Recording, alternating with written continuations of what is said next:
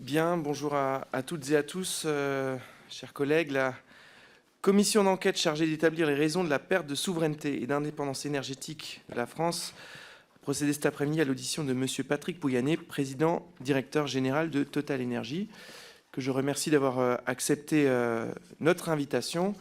Je précise de suite à nos collègues présents et à venir que notre audition se tiendra jusqu'à 15h15 afin de respecter les engagements pris de part et d'autre. Monsieur le Président directeur général, je vous remercie d'avoir répondu si rapidement à notre sollicitation d'audition, en dépit de vos multiples autres obligations. Je crois d'ailleurs que notre audition s'insère dans un calendrier relativement serré, et je tiens à préciser aux membres de notre commission que c'est en 2 semaines la deuxième fois que vous venez devant notre Assemblée pour répondre à différentes institutions qui souvent travaillent en parallèle. C'est dire à quel point l'activité de votre groupe est au cœur des préoccupations des parlementaires aujourd'hui. Mon propos introductif sera bref. Simplement pour remettre un peu en contexte, nous avons organisé cette audition dans le cadre d'un cycle de quelques auditions plus particulièrement consacrées aux enjeux des hydrocarbures, du gaz et du pétrole. Nous savons néanmoins que le groupe que vous dirigez est multi-énergie. Votre rapport intégré 2021 en témoigne. Les produits pétroliers comme le gaz naturel, mais aussi l'électricité renouvelable, composent le mix énergétique de la compagnie de façon finalement assez avec un parallèle qui peut être tracé avec les stratégies que nous pouvons évoquer pour les États. L'ambition affichée de neutralité nette carbone d'ici 2050 permet de prendre la mesure des mutations en cours et à venir au sein de votre groupe. Au regard des sujets sur lesquels la commission d'enquête que j'ai l'honneur de présider doit se pencher, plusieurs problématiques peuvent toucher votre entreprise. Ainsi, plusieurs problématiques nous intéressent également. Quelle notion de souveraineté peut conduire vos réflexions, vos stratégies, vos travaux ? Dans un groupe international comme le vôtre, ça n'est pas forcément évident, et pourtant des exemples très récents, tels que la stratégie de ristourne faite sur les carburants, peuvent démontrer que votre entreprise conserve un lien particulier à l'État et à la nation française. Le rapporteur vous a envoyé un questionnaire qui pourra guider votre propos introductif. Et nous aurons, après votre propos introductif, un échange de façon très simple, le rapporteur et moi-même dans un premier temps, puis les membres de la commission. Et pour ceux qui viennent d'arriver, je rappelle que nous lèverons nos travaux à 15h15. Voilà. Monsieur Pouyanné, en vertu de l'ordonnance du 17 novembre 1958 relative au fonctionnement des assemblées parlementaires, vous devez prêter serment de dire la vérité, toute la vérité et rien que la vérité. Je vous prie en conséquence de bien vouloir lever la main droite et de dire « je le jure ». Je le jure. Voilà, je vous remercie et je vous laisse la parole pour un propos introductif. Très bien, merci Monsieur le Président, merci Monsieur le rapporteur, messieurs et Mesdames les députés. Bon, lorsque j'ai pris connaissance du thème de la commission, je me suis posé des questions. Qu'est-ce que voulait dire le mot souveraineté, indépendance? C'est pas tout à fait la même notion, je pense. Je pense que la notion d'indépendance qui a pu animer d'ailleurs autrefois la politique énergétique française est difficile à atteindre, voire impossible à atteindre, compte tenu du fait que notre pays ne possède pas sur son territoire toutes les énergies.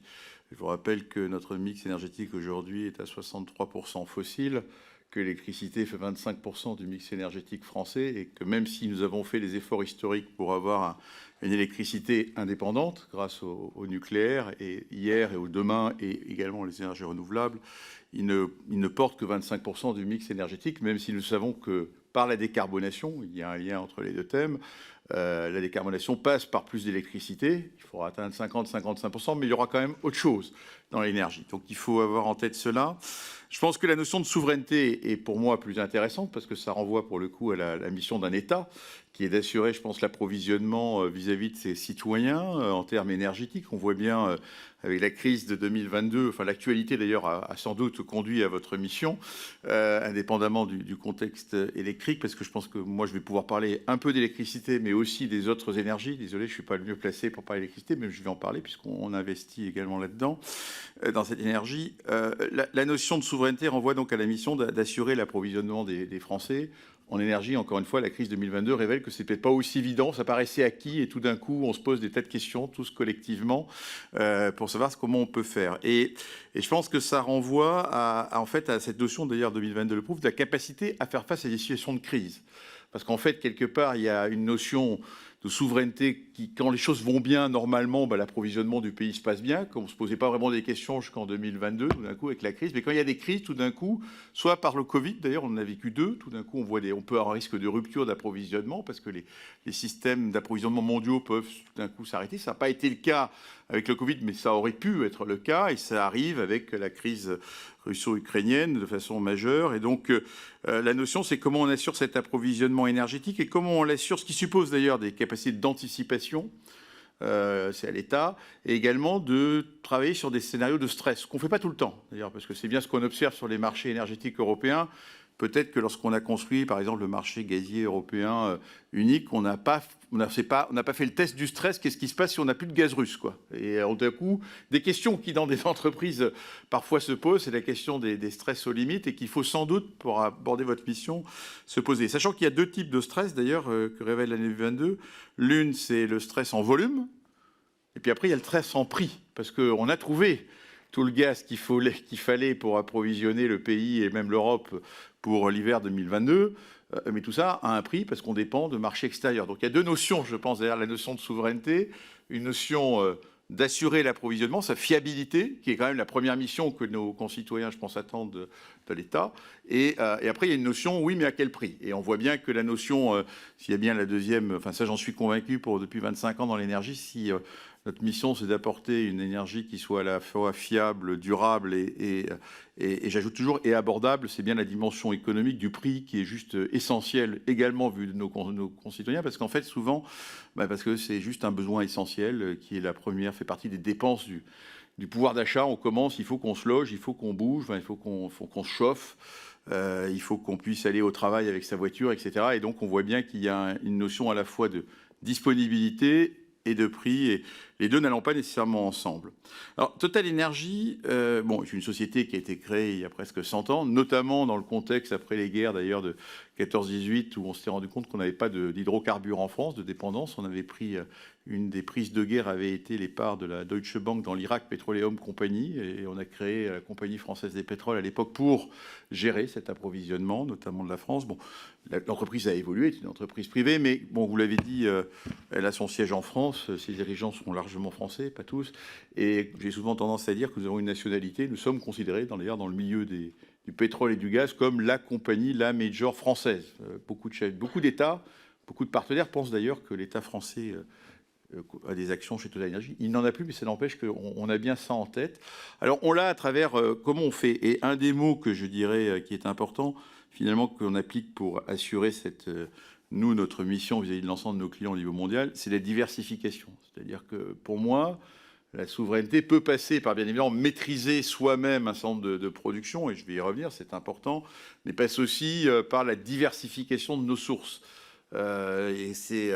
Malgré la Russie était une position importante pour nous, mais ce n'était jamais que 10% de notre portefeuille, et ces 10% sont en train de disparaître avec le temps, et on arrivera à, malgré tout, assurer notre mission. Je vais y revenir, parce que je vais illustrer, je pense, notre propos de notre contribution à la notion de souveraineté via ce qui est en train de se passer, puisque c'est très frappant.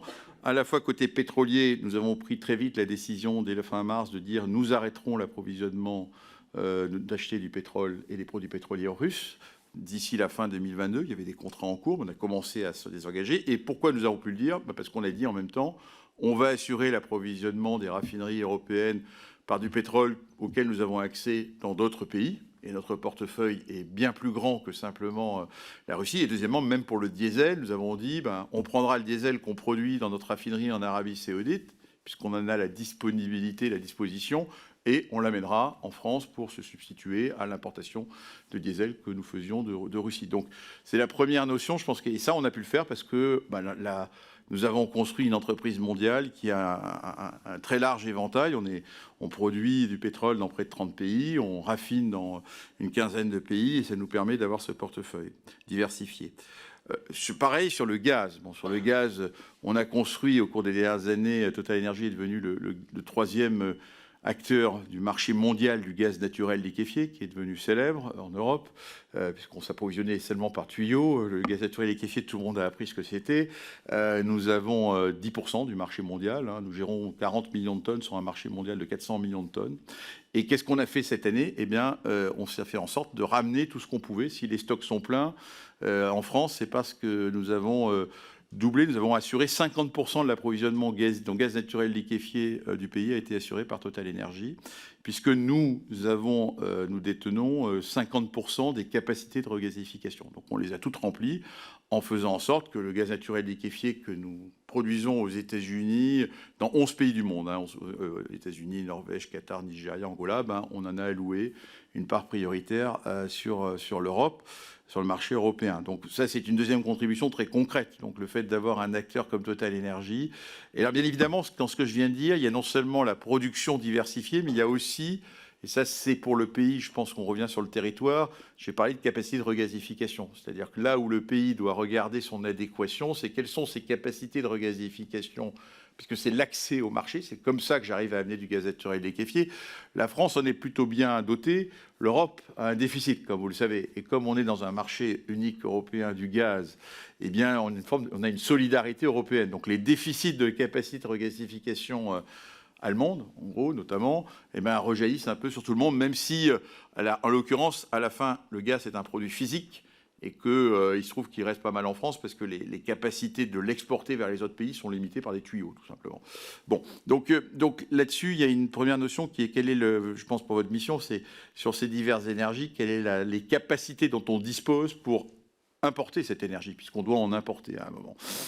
C'est vrai aussi pour le raffinage, côté produits pétroliers, où nous avons à peu près 50% des capacités de raffinage français, avec pour nous un débat parfois compliqué qui est qu'à la fois on voit la demande de produits pétroliers baisser en France depuis des années, donc on doit adapter notre outil de raffinage, puis surtout d'autant plus qu'on nous demande de fabriquer des produits comme des carburants aériens durables qui supportent de transformer des raffineries en bio-raffineries, et donc on a une question d'évolution de l'outil de raffinage pour faire des nouvelles molécules décarbonées dont nous avons besoin, puisqu'il y a des réglementations qui nous les demandent, et on les fait par reconversion d'une partie des capacités de raffinage pétrolier que nous avons. Ça, c'est l'autre point. Et donc, on a des capacités de raffinage, et là, on contribue directement, bien évidemment, à la souveraineté du pays. Bon, ça, et le dernier sujet, puisque Total est devenu Total Energy, c'est qu'effectivement, la vraie modification, c'est que maintenant, nous investissons dans l'électricité. Nous voulons construire un acteur, un électricien, puisque nous considérons que la décarbonation, elle passe notamment, pas seulement par des biocarburants, mais aussi par plus d'électricité, je l'ai dit tout à l'heure. Donc, nous disposons, on n'avait pas grand-chose en 2017, en l'espace de 5 ans, on dispose maintenant à peu près 4 gigawatts de capacité sur le territoire français. À l'échelle mondiale, on en a à peu près, je ne vais pas dire 19 gigawatts. 4 gigawatts qui sont 2,5 gigawatts de centrales à gaz. Nous avons mis en service la dernière à Landivisiau cette année. À peu près un tiers du parc des centrales à gaz françaises que nous avons acquis au cours des dernières années au moment où nos concurrents les vendaient allègrement, considérant qu'elles n'étaient pas utiles. Cette année, elles fonctionnent à fond. Je veux dire, et d'ailleurs, l'analyse qu'on faisait, c'est que... Et pourquoi on l'a fait, d'ailleurs, c'est juste pour partager avec vous, c'est que quand on veut construire un électricien, les clients, ils veulent à la fin, certes, ils veulent de l'électricité fiable et permanente. Et donc, bien sûr que on a d'ores et déjà 1,6 gigawatt d'énergie renouvelable sur le territoire français, mais on s'est toujours dit qu'il va falloir qu'on soit capable d'offrir aux clients pas l'électricité intermittente. Et donc, on a besoin de capacités de génération flexible, ces fameuses centrales à gaz. Et notre analyse, elle est vraie un peu partout dans le monde, c'est qu'en fait, plus on mettra d'intermittence dans le mix, plus il nous faudra des capacités de flexibles pour adapter, pour faire en sorte qu'à la fin, on fournisse une électricité continue aux clients. D'où notre positionnement sur des centrales à gaz. Donc on a 4 gigawatts, on a 1,6 gigawatts d'énergie renouvelable. On en construit, ça va un peu moins vite, mais je répondrai sans doute questions que ce qu'on voulait. On est aujourd'hui à un rythme à peu près de 300 à 400 mégawatts par an. Bon, encore une fois, on est nouveau dans ce secteur-là. on était plus ambitieux, on pensait qu'on pourrait faire entre 500 et 700 mégawatts par an. Donc on espère atteindre ce rythme pour participer à faire croître nos capacités de génération d'électricité en France. Puisque, faut être clair, pour nous, on est rentré en électricité, je suis sûr que vous aurez des questions, mais pas simplement parce qu'il se trouve qu'on y est rentré en rachetant un portefeuille de clients à la société Direct Énergie. Mais notre objectif, c'est pas d'avoir des clients si on ne produit pas nous-mêmes. Je veux dire, on est dans notre vision de l'énergie est tout le temps la même. Il faut qu'on soit intégré sur toute la chaîne de valeur. On produit et on peut amener à des clients, mais il ne s'agit pas de simplement gérer des clients sans produire, sans contrôler nous-mêmes nos moyens de production, tout simplement parce que voilà, les cours montent et descendent et que si on fait que s'approvisionner sur le marché, c'est difficile pour d'avoir un business très profitable. Donc voilà un peu la contribution, la troisième contribution qu'on peut avoir, je dirais, à cette notion de souveraineté. Donc notre portefeuille diversifié et puis dans les diverses énergies. Regardez, l'autre point que je voulais soulever en introduction, c'est que je pense que la question que vous vous posez, elle est à l'échelle nationale, mais qu'il se trouve qu'on est tant sur le gaz que l'électricité dans des marchés uniques européens. Et que je ne peux pas m'empêcher de penser que même si on a une crise, on serait sans doute meilleur si on était capable de porter cette notion de souveraineté. Et je sais bien qu'il y a les traités européens prévoient que l'énergie relève de la souveraineté des États.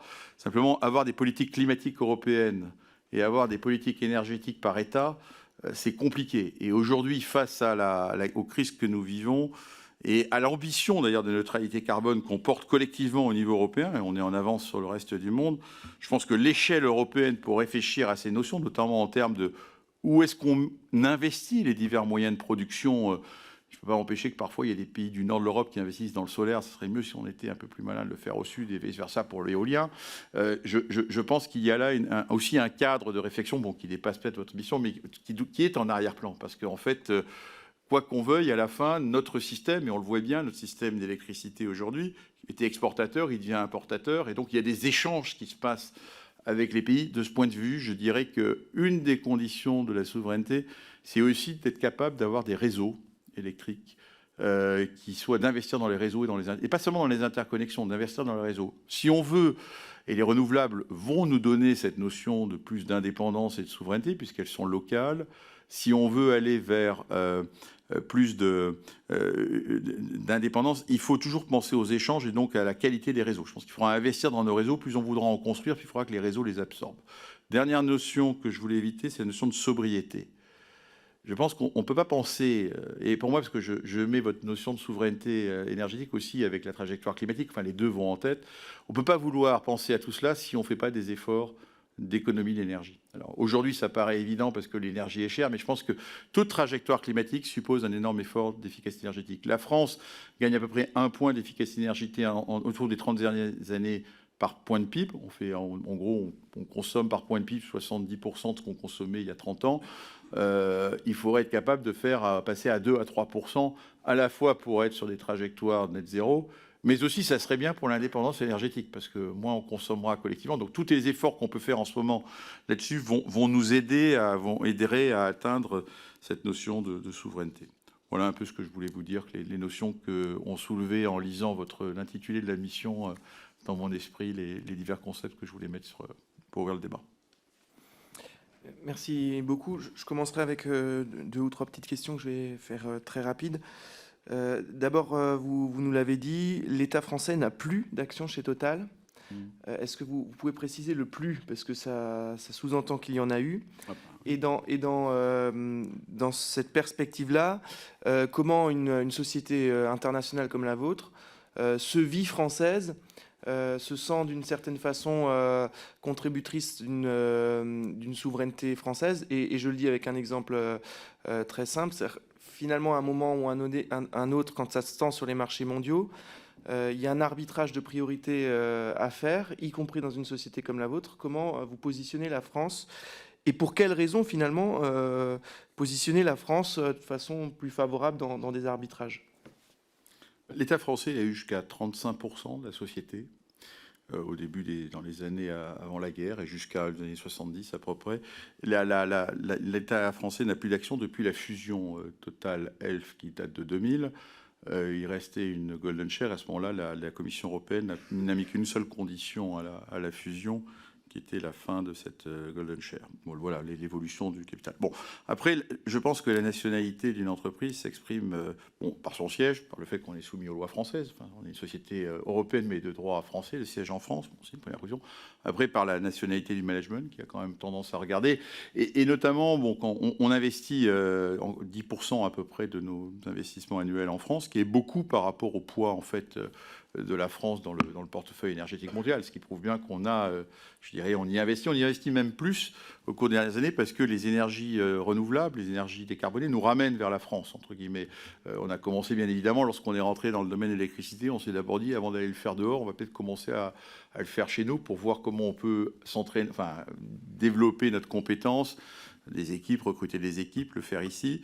Par exemple, il y a un autre domaine, je n'ai pas parlé, mais le biométhane, par exemple, on a commencé en France. On a racheté une société française avant de se dire qu'on allait aller développer ses compétences à l'extérieur. Donc, il y a chez nous, et comme ces énergies renouvelables sont beaucoup plus locales que mondiales, ben, ça nous ramène vers le sujet français assez régulièrement. Alors après, dans les arbitrages qu'on fait, ben, on fait des arbitrages en fonction, encore une fois, on a un amont où on fournit, on produit des énergies un peu partout dans le monde, puis après on a ce que j'appelle un aval, des raffineries, des terminaux de regasification, des clients. Et je trouve que notre société, historiquement, a développé des clients en Europe, à l'échelle européenne. On a un portefeuille qui est assez européen, et donc nos flux, entre guillemets, on doit à la fois nos flux de production vont aller, on a une autre mission qui est d'alimenter nos raffineries, nos terminaux de regasification, nos clients européens et français. Donc voilà, après, il est clair que les arbitrages peuvent être économiques. Lorsqu'on est notre gaz naturel liquéfié américain, puisqu'on était en 2021 on a la plus grosse position de gaz naturel liquéfié parmi tous nos concurrents. On a exporté 11 millions de tonnes de gaz naturel liquéfié des États-Unis. Ils peuvent aller soit en Asie, soit en Europe. Et l'arbitrage, il va être à la fois économique, en fonction où sont les prix les meilleurs.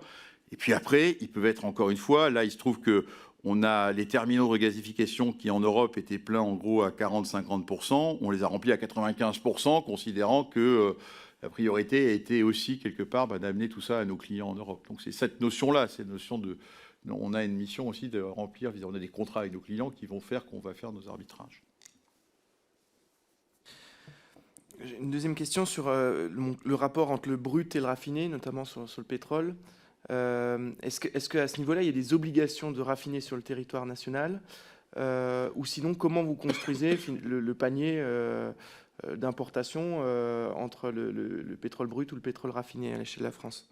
Non, il n'y a pas d'obligation de raffiner, il y a des obligations de stock stratégique qui sont en gros, puisqu'on a des stations-service, j'ai oublié d'en parler, mais on met à la consommation. Donc en fonction de votre mise à la consommation, on a 3400 stations-service, on a à peu près 25% du réseau national. Donc en fonction de votre obligation, votre mise à disposition de produits, vous avez des obligations de stockage qui sont en gros de 90 jours. Donc on a des obligations de stock stratégique que l'on a soit nous-mêmes dans nos stocks, soit via l'organisme collectif qui s'appelle la Sagesse. Donc on remplit cette obligation. En l'occurrence, je pense qu'il est bien dimensionné par rapport à je pense que l'obligation de stockage stratégique qui s'est renforcée au cours des années est bien dimensionnée. On en a sur le gaz, elle n'est pas de la même nature. Elle est assez forte en France, malheureusement, l'échelle européenne, elle est assez faible. Elle est plutôt de 2 mois d'hiver, en gros, si je regarde, sachant que la consommation gazière est très saisonnière. Donc ça fait 4 mois d'été, 2 mois d'hiver, en gros. Et on a en France une obligation relativement forte. Donc on n'a pas d'obligation de produits raffinés. Maintenant, on a des outils de raffinage, donc on les utilise quand même en priorité. Il faut faire tourner nos raffineries. Alors, d'où vient le pétrole brut? Alors là, il vient du monde entier. Il vient du Moyen-Orient, il vient d'Afrique, il vient de l'ensemble de nos productions. Il ne vient pas nécessairement, d'ailleurs, au passage, nos productions, en gros, nos propres productions alimentent 25% de l'outil de raffinage français. Mais notre qualité de négoce en ramène d'autres. En fait, c'est une question de quelle est la bonne qualité de pétrole vis-à-vis de quelles sont les caractéristiques d'un outil de raffinage. Toutes les raffineries ne peuvent pas traiter tous les pétroles. Mais globalement, notre trading, comme on dit, en gros, on manipule à peu près dans l'année 4 fois plus de produits pétroliers, de pétrole, que ce qu'on produit nous-mêmes. Donc on a une capacité à aller chercher le pétrole un peu partout. Donc pour ça, d'ailleurs, sur l'affaire du pétrole russe, c'était très facile pour nous de dire on va substituer au pétrole russe. Alors naturellement, en substituant, on l'amène de plus loin, donc il coûte un peu plus cher. c'est juste la conséquence que ça a, parce que c'est pas pour rien qu'on le prenait en Russie, c'est qu'il était au bout d'un tuyau et que c'était la meilleure façon d'alimenter les raffineries allemandes. En l'occurrence, il y avait très peu de pétrole russe qui allait sur les raffineries françaises. En fait, on avait essentiellement du pétrole Moyen-Orient, Afrique, on peut en avoir d'Amérique du Sud également. Voilà un peu comment. Donc là, c'est l'ensemble du portefeuille qui fonctionne. Une dernière question qui m'emmène sur l'électricité, avant de laisser la parole au rapporteur. Vous précisiez que en entrant sur le marché de l'électricité, pour vous, il n'était pas question de ne pas avoir des capacités de production. Pourtant, dans le cadre européen qui a été mis en place, la loi NOM, l'ARAN, etc., vous faites plutôt figure d'exception en matière de vendeurs d'électricité autres qu'EDF qui se soient dotés de capacités de production propres. Est-ce que vous voyez quelque chose qui peut vous permettre d'expliquer cette... Non, mais je pense que là, ce vous caractère allez vers atypique. l'arène et tout le débat. L'ouverture à la concurrence de l'électricité, nous, on a décidé d'y rentrer assez récemment, hein, donc c'est neuf pour nous, mais il y a eu de longs débats internes parce qu'on savait qu'on allait dans un marché plus régulé. Donc, et effectivement, il est plus régulé d'ailleurs. Ça, on l'observe. Mais bon, ça renvoie à la philosophie d'ouverture du marché. Tous les pays ne l'ont pas fait de la même façon, hein. La France a fait le choix historique, parce qu'il y avait des contreparties de volonté de la France de contrôler une partie du marché, de mettre à disposition une partie de la rente nucléaire des concurrents. Effectivement, en plus avec un mécanisme, moi je l'ai découvert, qui me paraissait un peu étrange, où on avait même une option gratuite, c'est-à-dire que si le prix était inférieur à l'obligation, on n'était pas obligé de le prendre. Ça, j'ai tout de suite pris position en disant, d'ailleurs, au gouvernement, moi j'ai pas de problème si vous rendez l'option payante. Enfin, je trouve même, parce que du coup, ça a donné lieu à des naissances de tout un tas de petites entreprises qui récupèrent à un prix fixe, entre guillemets, maximum, entre guillemets, un volume, et peuvent développer un portefeuille de clients en se disant je vais faire la différence. Naturellement, ça, c'est pas du tout comme ça qu'on a regardé le sujet. On s'est dit ça tiendra pas la route, parce que d'abord, on sait très bien que ce sont des matières premières et des commodités dont les prix peuvent varier. Et cette année, qu'est-ce qui se passe quand les prix montent au ciel? Ces entreprises-là, c'est peut-être sociétés commerciales, elles résistent pas. Elles ont ni le bilan, et puis elles n'arrivent pas si vous devez acheter du l'électricité sur le marché à 300 € et que vous le revendez avec des contrats, parce qu'ils ont souvent des contrats commerciaux à 100, vous perdez tout l'argent que vous voulez. Donc ça, c'est un modèle qui était un modèle opportuniste, qui n'a jamais été pour nous l'idée qu'on est rentré sans marché. On avait hérité en partie de Direct Énergie, qui s'était construit comme ça, mais qui déjà avait racheté d'ailleurs une société d'énergie renouvelable qui s'appelait Cadran, et quelques centrales à gaz. Si on a racheté Direct Énergie à ce moment-là, c'est parce qu'en fait le portefeuille commençait à se construire. Et je me rappelle avoir dit, mais il va falloir très vite qu'on monte nos capacités de production, parce que sinon, si on ne contrôle pas le coût de production de nos moyens, de nos ventes, je peux vous dire qu'à un moment, on prend des bouillons, quoi. D'ailleurs, comme on n'y est pas encore, cette année, nous aussi, on n'a rien dit, mais cette année, quand on a dû aller se fournir sur le marché les électrons qu'on n'avait pas en production, ce n'était pas des opérations très gagnantes, hein, ça c'était clair. Donc, on a bien évidemment résisté, c'est pas le sujet. Donc je pense qu'il y a quelque part, d'ailleurs, dans cette crise, peut-être une réflexion plus profonde, et que la question qu'on aurait pu se poser, c'est, à l'époque, nous on n'était pas dans ce secteur-là, c'est effectivement comment on fait pour... Je pense que le partage de la rente nucléaire était lié à cette volonté d'ouvrir les marchés à la concurrence, et c'est quelque part pas anormal. Alors après, quel est le volume? Moi, je n'ai pas de sujet, mais qu'il y ait eu cette obligation. La question était effectivement quelles sont les contreparties qu'on demande aux personnes, enfin aux entreprises qui en bénéficient, soit en termes d'investissement, soit en termes de prix, de valeur. J'avais vécu personnellement l'ouverture du marché des télécommunications quand j'étais dans l'État comme directeur du cabinet du ministre des Télécommunications. On avait eu le même débat. Lorsqu'on a ouvert à la concurrence les télécoms, quelle était l'obligation d'investissement qu'on faisait porter sur les opérateurs alternatifs en termes d'antennes, de mobiles, etc. Et je vous rappelle que ça a aussi d'ailleurs donné lieu au même débat lorsque une compagnie a réussi à avoir accès à des volumes d'interconnexion de télécom de la part d'Orange à des prix sans avoir investi, alors que d'autres investissaient. Donc ça, c'est un vrai débat, je pense, qui relève en fait, au moment où on ouvre à la concurrence des secteurs, la question du niveau d'investissement requis des nouveaux entrants. Ça ne veut pas dire que la concurrence soit pas bonne, mais je pense que ça renvoie à quel est le niveau d'investissement qu'on met dans le cahier des charges des nouveaux entrants. Les télécommunications, ça a été un débat. Je vois que l'électricité, on a découvert qu'effectivement, il y avait des acteurs qui avaient finalement assez peu investi. Bon, ce n'est pas du tout notre idée, encore une fois, parce que si on veut résister à cette volatilité, la seule façon, c'est de contrôler, d'avoir ses propres coûts de production, enfin, d'avoir une maîtrise. Alors, on ne peut pas en avoir une maîtrise totale, donc encore une fois, aujourd'hui, on a on n'est pas équilibré, mais encore une fois, les événements de cette année justifient ce qu'on cherche à faire. Voilà. Et donc, on va construire un outil de production à l'échelle française et européenne, sachant qu'il y a aussi des interconnexions dont il faut prendre en compte, puisqu'on a aussi acheté les centrales à gaz en Espagne et en Belgique, dont certaines d'ailleurs ont bien fonctionné également pour alimenter, puisqu'aujourd'hui il y a des importations d'électricité venant d'Espagne depuis peu vers la France. Donc voilà, donc on peut concevoir le sujet à l'échelle française et à l'échelle européenne. Bien, merci. Monsieur le rapporteur.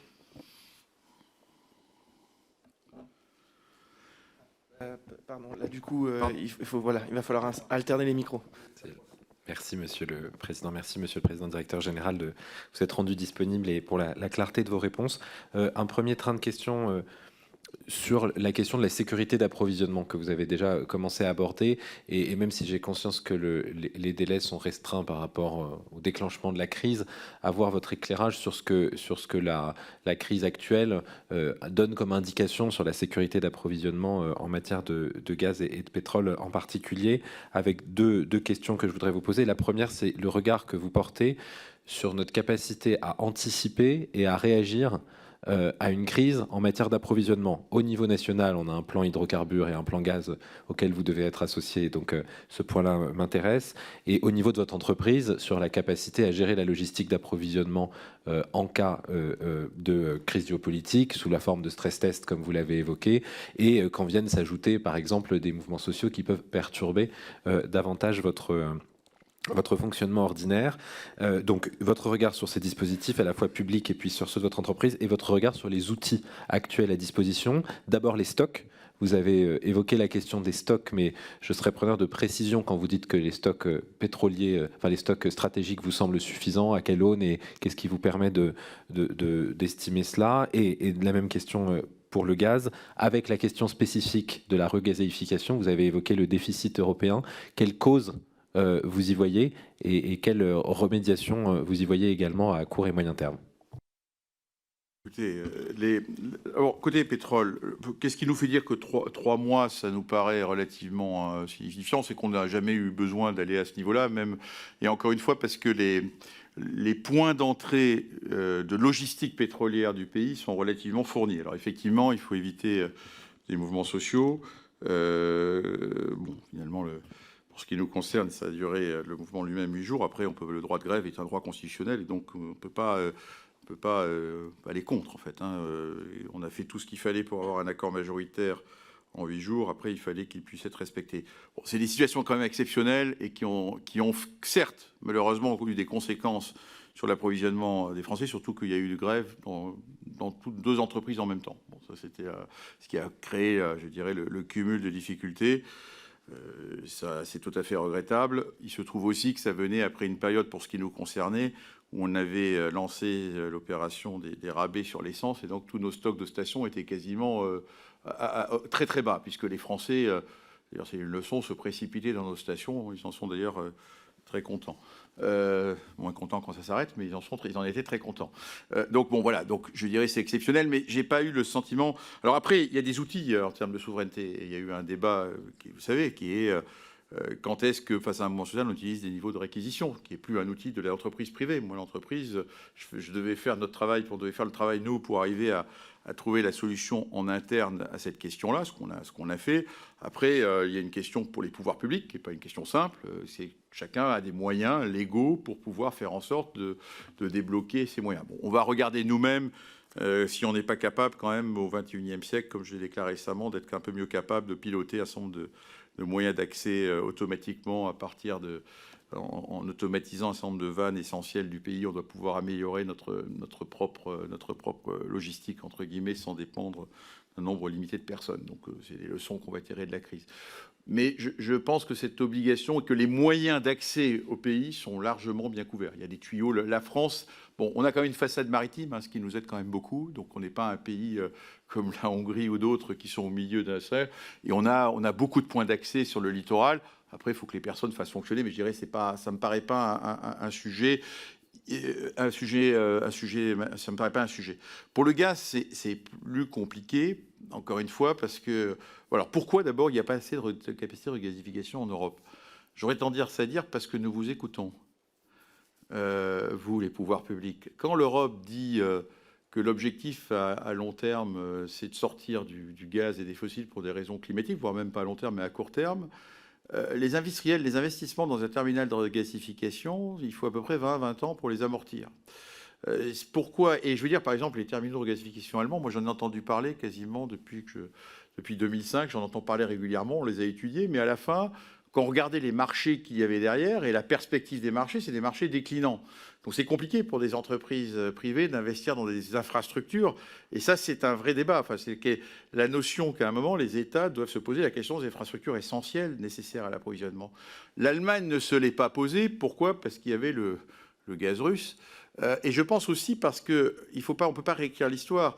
Lorsque l'Allemagne prend la décision de ne pas construire ces terminaux, il n'y avait pas eu Fukushima. Il n'y avait pas eu la décision sur le nucléaire allemand. Et je pense que c'est une leçon qu'on reprend l'histoire. C'est difficile de redire c'est la faute à qui, parce qu'il faut remonter le temps pour bien comprendre ce qui se passe. Et en fait, Fukushima a eu des impacts majeurs, je pense, au-delà de ce qu'on imagine sur tous nos pays. Soit parce qu'ils ont ralenti des programmes nucléaires ou des relances de programmes nucléaires comme chez nous. Je vous rappelle qu'à un moment, on voulait faire non seulement l'EPR de Flamanville, mais Panly, puis on a arrêté. C'est Fukushima qui a eu... Et les Allemands ont décidé de sortir du nucléaire en 10 ans plus tard, en 2021-22, sans en tirer sans doute toutes les conséquences. Je pense que Mme Versteger a dit, finalement, c'est un peu notre fainéantise ou qui a fait, ou pas, c'est pas finalement notre appétence pour le profit, parce qu'on avait du gaz russe pas cher. Donc le gaz russe, on l'a quasiment domestiqué, sans se poser, alors que pourtant régulièrement la question géopolitique de la relation à la Russie était posée. Et donc c'est la leçon qu'il faut en tirer, c'est-à-dire que je pense qu'il y a des instances, en France, je pense que c'est la mission du SGDN notamment, ou de l'État, de se poser des questions en fonction des décisions qui sont prises et des événements, de bien s'assurer qu'on a bien dimensionné notre système d'approvisionnement. Or, on a découvert, avec la crise russe, que si on n'a plus de gaz russe, on n'a pas assez de terminaux de regasification en Europe. Voilà. Alors, la France, elle, a des capacités, mais elle les a d'ailleurs, au passage, depuis peu. C'est parce qu'on a décidé, nous, d'ailleurs, on y a contribué en 2011, de construire le terminal de Dunkerque. Historiquement, on n'avait que Montoire, pour le gaz algérien. On a racheté Foscavaou, nous sommes devenus actionnaires à un moment, puis on a décidé de construire Dunkerque, en partie d'ailleurs dans la veine où on avait arrêté une raffinerie, on a décidé de faire un terminal de regasification, mais on voyait bien, parce qu'on était un acteur majeur du gaz naturel liquéfié, qu'il faudrait qu'on en amène. Donc c'est assez récent, sinon on aurait été dans un... Donc on a construit cette installation, donc on a 35 BCM par an, ce qui est suffisant par rapport à la consommation française, mais comme on est dans le système européen, une partie de notre capacité peut être mise à disposition aussi de nos partenaires. Et là, je trouve qu'il y a... Moi, j'ai découvert avec la crise que clairement, il y avait un déficit de capacité de regasification. Il y a aussi, d'ailleurs, à l'échelle européenne, un déficit d'obligations de stockage. La France, l'Italie ont des obligations de stockage de gaz, et il y a d'autres pays qui n'en ont pas. Et ça, je pense que c'est parce qu'encore une fois, le sujet de l'ouverture du marché unique gazier, lorsqu'il a été décidé au début des années 2000, n'avait pas cette perspective, donc on arrêtera le nucléaire. Par contre, il avait une perspective climatique qui a été très vite. On ira vers des marchés déclinants. Voilà pourquoi on n'a pas investi. Et donc, on écoute. Donc voilà. Alors maintenant, ce qui fait d'ailleurs que Total Energy, cette année, nous avons décidé de ramener des terminaux flottants de regasification. Un en France, on en avait 2 dans notre flotte. Un en France, un en Allemagne. Il y en avait un en Chine et l'autre qui était en mouvance pour l'Afrique. On a décidé de les ramener pour aider à l'approvisionnement du continent. Et j'ai dit flottant parce que, honnêtement, c'était compliqué pour nous de prendre une décision d'investir dans un terminal fixe à terre pour 25 ans. Parce que, encore une fois, on écoute la politique énergétique et climatique européenne. Donc flottant, ça veut dire qu'ils vont rester le temps qu'il faut, passer la crise. Et puis, si l'Europe, ça demande des individus et qu'on en a moins besoin, on pourra aller les amener ailleurs. Voilà. Donc voilà le type de pourquoi il en manque. Est-ce que le système est correctement dimensionné? Là, il est en stress. Donc vraiment, on court après. Encore une fois, je pense que ça vous a été expliqué par sans doute mes collègues d'Engie, pour l'hiver 2022, il n'y a pas de souci, les stocks sont pleins, on n'a pas de souci pour approvisionner en gaz le pays et l'Europe. Je pense qu'on est correct au niveau européen. Pour l'hiver 2023, ça peut être plus compliqué. Pourquoi? Parce qu'il faut se rappeler qu'en 2022, pendant les 6 premiers mois de l'année, il y avait encore du gaz russe qui venait en Europe, qui nous a aidés à remplir les stocks. il n'y en a plus, ou il n'y en aura plus. Enfin, il en reste encore un peu qui traverse l'Ukraine. On ne sait pas si ça va durer longtemps. Ça dépend pas de... Et donc, ça veut dire qu'on va devoir repartir à la fin de l'hiver 2000, en février, à reconstruire les stocks, mais avec que du gaz naturel liquéfié. Et là, on n'aura pas bâti tout notre système de capacité de regasification à l'échelle européenne. Donc, ça peut être plus tendu sur l'hiver 2023. Alors après, il y a deux phénomènes qui vont se faire à la fin, que de toute manière, l'offre est égale à la demande s'adapte à l'offre. C'est la température, la météo. J'espère qu'il ne fera pas trop mauvais. Et deux, c'est que le fait qu'aujourd'hui, comme les prix sont élevés, il y a moins de demandes, parce que les gens font des économies. Donc vous avez moins de demandes. Donc tous ces calculs sont en permanence faits. Mais donc voilà. Donc sur le système gazier, il est encore en stress au niveau européen pour moi jusqu'à fin de l'année 2024.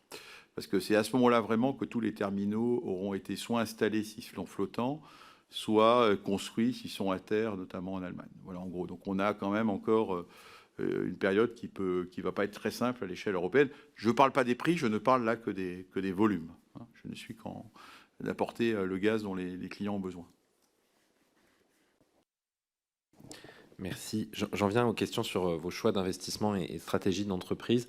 Sauf erreur, comme vous l'avez déjà expliqué à l'Assemblée nationale, vous avez un choix d'investissement qui se décline avec 50% d'investissement dans le maintien des capacités fossiles et les 50% restants ventilés en moitié investissement pour de nouveaux projets fossiles et moitié électricité et gaz. Première partie de la question sur le pétrole et le gaz. Sauf erreur aussi, vous avez déclaré que il est nécessaire pour maintenir la production de pétrole de continuer à investir et que le jour où on souhaitera, pour arriver à l'objectif de net zéro, il suffira, si je reprends vos termes, de cesser d'investir et que la production, l'ordre de grandeur que vous avez donné, je crois, était de l'ordre de 4% et que c'est ça qui permettra en quelques années ensuite, c'est assez rapide, d'arriver aux objectifs qui sont fixés par les pouvoirs publics. Est-ce que vous pouvez sur ce point-là nous préciser pourquoi, d'un point de vue technique et physique, et comment on s'y prépare à court et à moyen terme? Et je pose en même temps la deuxième question qui est sur le gaz. Vous avez, je crois, évoqué le terme d'énergie de transition pour parler du gaz. Et je voulais vous interroger sur ce terme, puisque même si les émissions du GNL sont moindres à différents titres, ça reste une énergie fossile importante. Et je voulais vous interroger sur le pas de temps d'investissement. C'est-à-dire que si aujourd'hui on investit dans des énergies de ce type, est-ce que ce n'est pas un choix dans l'allocation des moyens qui est forcément défavorable à des énergies renouvelables qui, elles, seront nos énergies à l'échéance 20, 30, 40, 50 ans? Alors, le premier, c'est un phénomène physique. Au fur et à mesure qu'on produit un puits de pétrole, il perd de la pression, et moins il y a de pression dans le puits, moins il produit. Voilà, donc les courbes de production d'un puits de pétrole sont déclinantes. Ce n'est pas une installation comme une usine qui fabrique des médicaments à capacité constante. On perd naturellement, alors ça dépend des champs, mais en moyenne 4% par an, 4 à 5%. À l'échelle mondiale, c'est 4 à 5% par an. Ce qui va vite, ce qui veut dire qu'on a un phénomène de shadowk, on est en permanence en train de lutter contre ce déclin naturel. Alors on peut, sur un champ pétrolier, forer des nouveaux puits pour remplacer les puits qui produisent moins, mais à l'échelle mondiale, ça ne suffit pas, il faut mettre en production des nouveaux champs. Voilà. Donc, à l'échelle de Total Energy, c'est exactement ce qui se passe. On est dans cette situation-là, et donc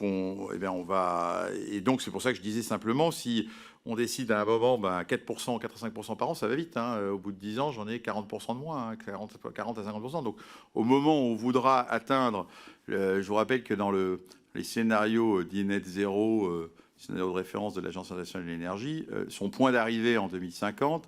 Il est en gros à produire 25 millions de barils par jour de pétrole, contre 100 au niveau mondial. Donc il faut diviser par 4. On n'a pas besoin de commencer aujourd'hui. Parce que si on commence aujourd'hui, il va se passer ce qui est en train de se faire. D'ailleurs, on a un peu commencé aujourd'hui à l'échelle mondiale, hein, puisqu'en fait c'est pour ça d'ailleurs que les prix montent, puisqu'on a quand même réduit fortement les investissements dans le domaine pétrolier au niveau mondial. On les a quasiment divisés par 2 en l'espace de 7 à 8 ans.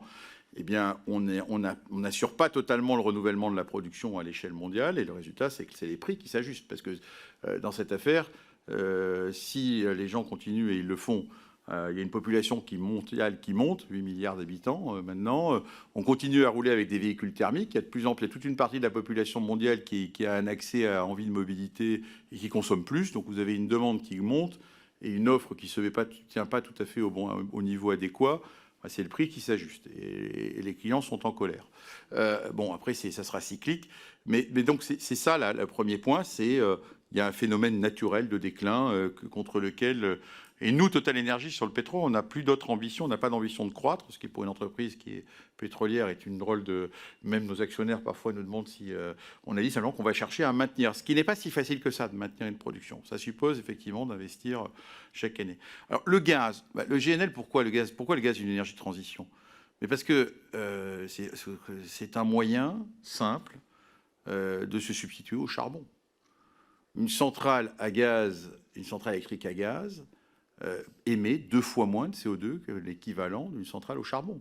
Et nous vendons d'ailleurs, nous, notre marché du gaz naturel liquéfié, il n'est pas naturellement l'Europe, il est beaucoup plus naturellement la Chine, le Vietnam, les pays d'Asie, l'Inde, etc.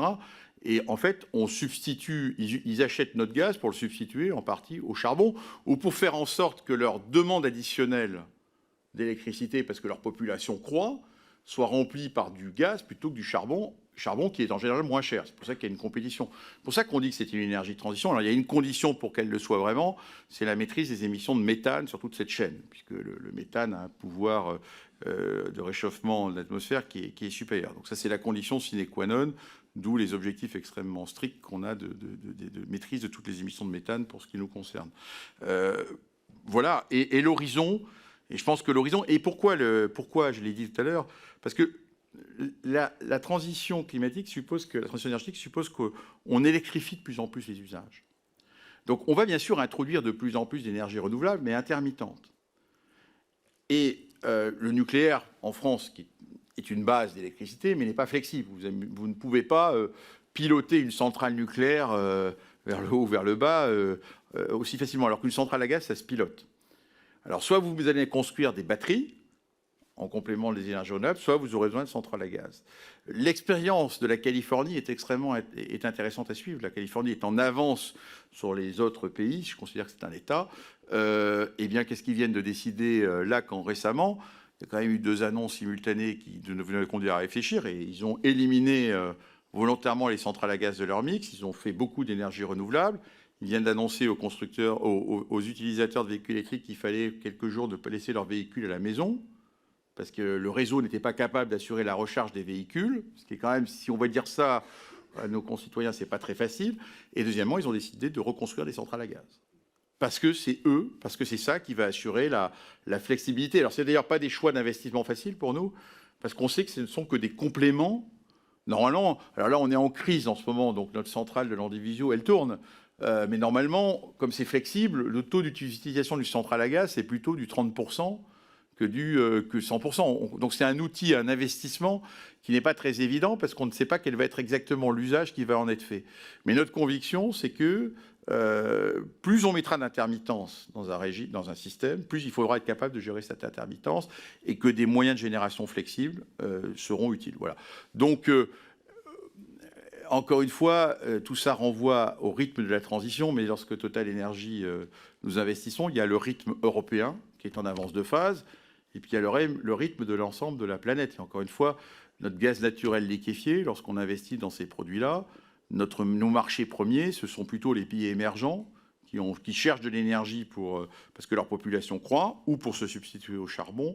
Et de ce point de vue-là, lorsque Total Energy vient d'investir 5 milliards pour approvisionner l'Inde, et que nos 5 milliards, c'est à la fois des terminaux de regasification et d'ailleurs des énergies renouvelables, offrir à l'Inde, comme on le fait, un mix gaz renouvelable, c'est mieux que de les laisser n'utiliser que le charbon, qui est leur seule ressource naturelle. Donc de ce point de vue-là, on considère qu'on a une contribution positive à la question du changement climatique. À l'échelle européenne, la question est plus complexe, pour être honnête, et c'est tout le débat qu'on a aujourd'hui, parce que la bonne réponse, ce que j'ai débat avec le gouvernement, la bonne réponse aujourd'hui au prix du gaz, c'est de passer par des contrats à long terme. Dès qu'on dit contrat à long terme, on voit une contradiction avec la trajectoire climatique.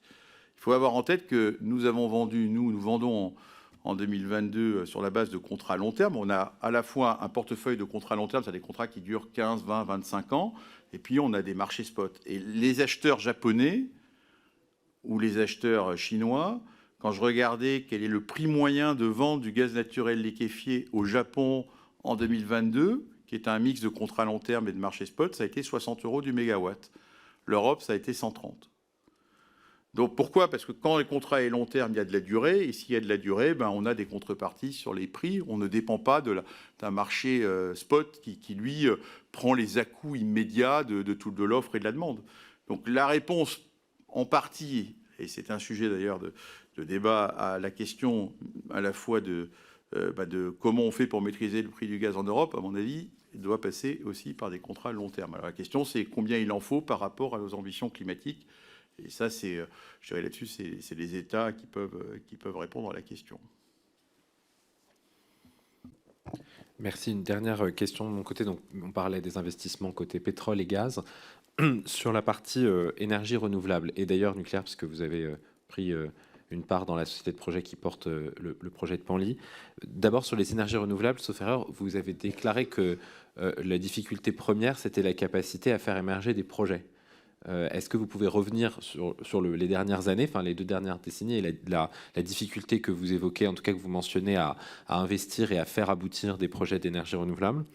Et puis sur le nucléaire, peut-être savoir ce qui vous a incité à investir dans ce projet, la place que vous comptez donner à cette énergie et le rôle que vous lui voyez au sein de ce mix énergétique et de votre portefeuille.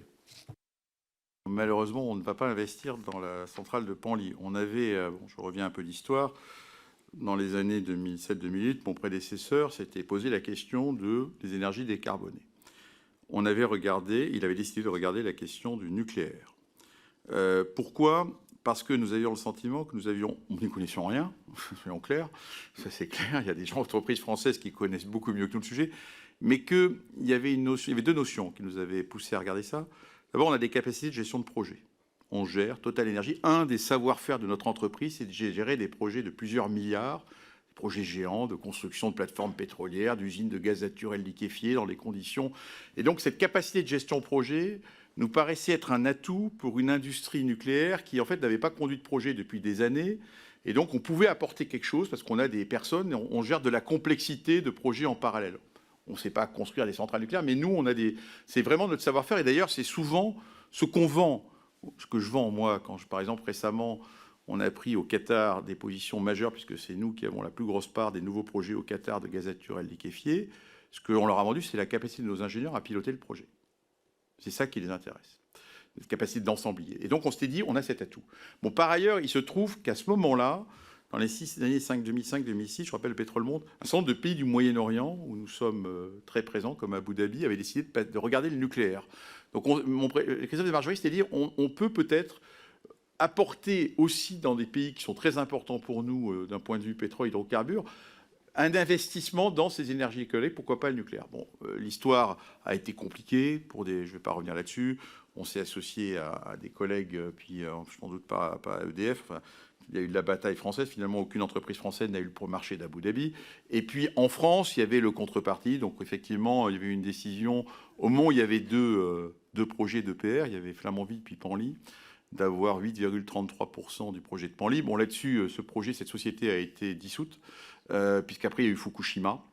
Et là, honnêtement, je n'étais pas, moi, personnellement, un grand fan, pour d'autres raisons, d'investissement dans le nucléaire, parce qu'il y a toute la question comment on appelle ça en français, les obligations résiduelles à long terme, qui mettent ça dans le bilan d'une entreprise privée. C'est très compliqué. Nos collègues d'Engie pourront vous y répondre. Et donc, après Fukushima, on a décidé d'arrêter notre expérience. Je trouve qu'on n'avait pas eu beaucoup de succès, pour être honnête, dans l'idée première qui était aller vers nos pays pétroliers, accompagner certains pays pétroliers dans cette... il n'y en a pas beaucoup d'ailleurs qui finalement sont allés vers le nucléaire. Donc Fukushima, je pense que cet événement, ne le négligez pas dans votre mission. Franchement, vous fait une pause dans beaucoup de pays parce que c'était quand même un événement majeur dans un pays occidental. Tchernobyl, c'était en Union soviétique. Donc on avait mis tout ça sur le compte quelque part d'un problème, je dirais, de moindre contrôle, de moindre notion de sûreté nucléaire dans un pays soviétique. Fukushima, c'était au Japon, qui est quand même considéré comme un des pays à l'avant-garde de la technologie et a beaucoup posé de questions à tout le monde. Et nous, on s'est dit, bon, bah, ce risque, il existe et c'est pas possible de mettre ça dans notre bilan. Donc, on n'est pas du tout, même si c'est une énergie décarbonée, je comprends le choix de la France, hein, je ne le comprends, c'est pas pour moi compatible. Je pense que d'ailleurs, la gestion de ces risques relève largement des États. Bon, voilà en gros pour le nucléaire. Alors, côté énergie renouvelable, qu'est-ce que j'ai voulu dire? J'ai voulu dire que je fais qu'observer, en fait, la capacité qu'on a. C'est vrai pour la France, c'est pas vrai pour la France. C'est vrai dans beaucoup de pays européens. On est en train de se heurter aux mêmes difficultés en Espagne, par exemple, en Italie. En fait, on a simplement le fait qu'il y a une question de... Les énergies renouvelables, c'est de l'occupation de l'espace. Il faut du sol, il faut des territoires. Et dans nos pays européens, dans notre civilisation européenne, il y a un conflit d'usage. Il y a des conflits d'usage. À quoi sert l'espace? On peut dire que ce n'est pas beaucoup d'espace, mais il n'empêche que vous avez des usages agricoles de cet espace, vous avez des usages urbains. On est dans une civilisation beaucoup plus... Par rapport, je veux dire, quand on est au Texas, au Wyoming, vous avez des immensités, il n'y a personne qui vous pose de questions. Il n'y a personne. On peut aligner vos éoliennes, et comme il n'y a personne très loin, on n'est pas en train de... Et donc, il y a clairement aujourd'hui des conflits d'usage et, je voyais, des procédures d'autorisation qui sont longues. Enfin, alors, vous êtes en train de voter, je crois, un texte au Parlement pour essayer de les améliorer. J'espère que ça sera le cas, mais c'est objectivement un sujet... sur le terrain, moi j'ai passé cette année, je suis allé une semaine voir l'agence qu'on a à Toulouse pour comprendre qu'est-ce qui se passe concrètement. J'avais pas mal d'ingénieurs, j'ai conclu vous devriez recruter des sous-préfets, quoi. Parce qu'en fait notre problème c'est pas de construire l'objet technique, c'est après le marathon administratif. Il y a en gros 14 autorisations pour faire implanter une usine solaire en France. Et on me dit on simplifie, mais il y en a toujours 14. Et je veux dire c'est un vrai sujet. Et je trouve qu'il y a, je me permets, je ne vais pas rentrer dans le débat qui anime vos avis, mais une question de l'urgence climatique par rapport à tout cela. Qu'est-ce qu'on est? Alors après, je sais bien qu'on va me dire qu'il faut prendre en compte tous les intérêts de toutes les parties prenantes, mais quand au bout de 3 ans, vous avez une voix qui se lève et qui vous dit « Ah, mais on a oublié de vérifier qu'il n'y a pas un site archéologique caché sur le terrain, et on repart pour 1 an d'études », eh bien, tout ça, ça prend du temps. Donc, juste une statistique, je faisais un ratio nombre de personnes que nous avons dans notre filiale renouvelable en France par rapport aux mégawatts que nous installons. Il est 2 fois plus élevé en France et en Europe, 2 fois plus élevé que dans les autres pays. Parce qu'il faut qu'on gère tout cela. Bon, après, bon, vous avez le débat en France sur l'éolien, qui est un débat légitime. Enfin, je veux pas... Je pense que... Moi, je pense que d'ailleurs, puisque vous... Je me suis convaincu que c'est très difficile pour des acteurs privés de vouloir planifier l'espace. Parce qu'en fait, c'est ça qu'on nous demande de faire. Et on a affaire à toutes les parties prenantes. Je pense que si vraiment on veut accélérer ces questions de construction d'énergie renouvelable, solaire, éolienne, il faut qu'on trouve un moyen d'articuler correctement la planification de l'espace qui peut relever de collectivités territoriales, régions. C'est d'ailleurs la voie que prennent les Allemands. Ils ont inscrit dans une loi que chaque région devait avoir 2%, je crois, de son territoire alloué. Et puis il y a une autre notion sans doute, par exemple sur les éoliennes, est-ce qu'il ne faut pas les concentrer? Est-ce qu'il ne faut pas, comme on a fait historiquement dans des grandes zones industrielles, on a concentré les risques industriels sur Fos, Dunkerque, la Loire-Atlantique, Le Havre, est-ce qu'il ne faut pas concentrer ces objets? Parce que c'est vrai qu'en avoir 10 qui imitent le paysage, au bout d'un moment, ça fait 10 points de fixation. Et peut-être qu'on ferait mieux d'avoir des grands parcs. Au passage, c'est ce qu'en Californie, quand vous allez traverser l'immense ouest américain, vous avez des gigantesques parcs. Alors, il n'y a personne, mais on peut se poser qu'il ne faut pas concentrer, entre guillemets, les nuisances. On va dire ceux qui seront, plutôt que d'essayer de les disperser. Enfin, ça, c'est plutôt sur la question civile. Mais il faut qu'on accélère. Hein. On n'est pas du tout... Enfin, en gros... on installe la moitié par an, en ce moment en France, de ce qu'il faudrait qu'on fasse pour être sur la trajectoire. Donc il faut qu'on trouve un moyen d'accélérer. Ce n'est pas un problème de moyens financiers. Je suis prêt à... mon plan, j'ai demandé simplement pour préparer cette réunion, je dis, dites-nous donc combien on avait prévu d'installer en 2022, il y a 4 ans qu'on a commencé, versus ce qu'on a vraiment fait. Eh ben, j'en suis à peu près à la moitié de ce que je voulais faire. Et ce n'est pas, encore une fois, un problème de moyens financiers. On a recruté les équipes, c'est vraiment un problème d'accès au foncier. Bon, dernier point sur la France, sachez que comme le foncier français pour faire des énergies solaires coûte cher, coûte beaucoup plus cher que dans beaucoup de pays, parce qu'il y a, et d'ailleurs c'est un vrai sujet, il y a des réglementations qui font qu'un certain nombre de fonciers est interdit pour aller le faire. Du coup, ceux qui ont du foncier qui est permis en profitent pour faire monter les prix. Et c'est un obstacle économique, là, de nature économique, à accélérer les déploiements d'énergie renouvelable. Voilà. Très bien, merci beaucoup.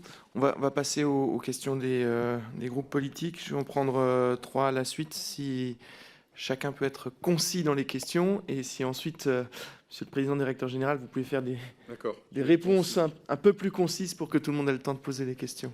Alors pour le groupe Renaissance, Mme Pouziref.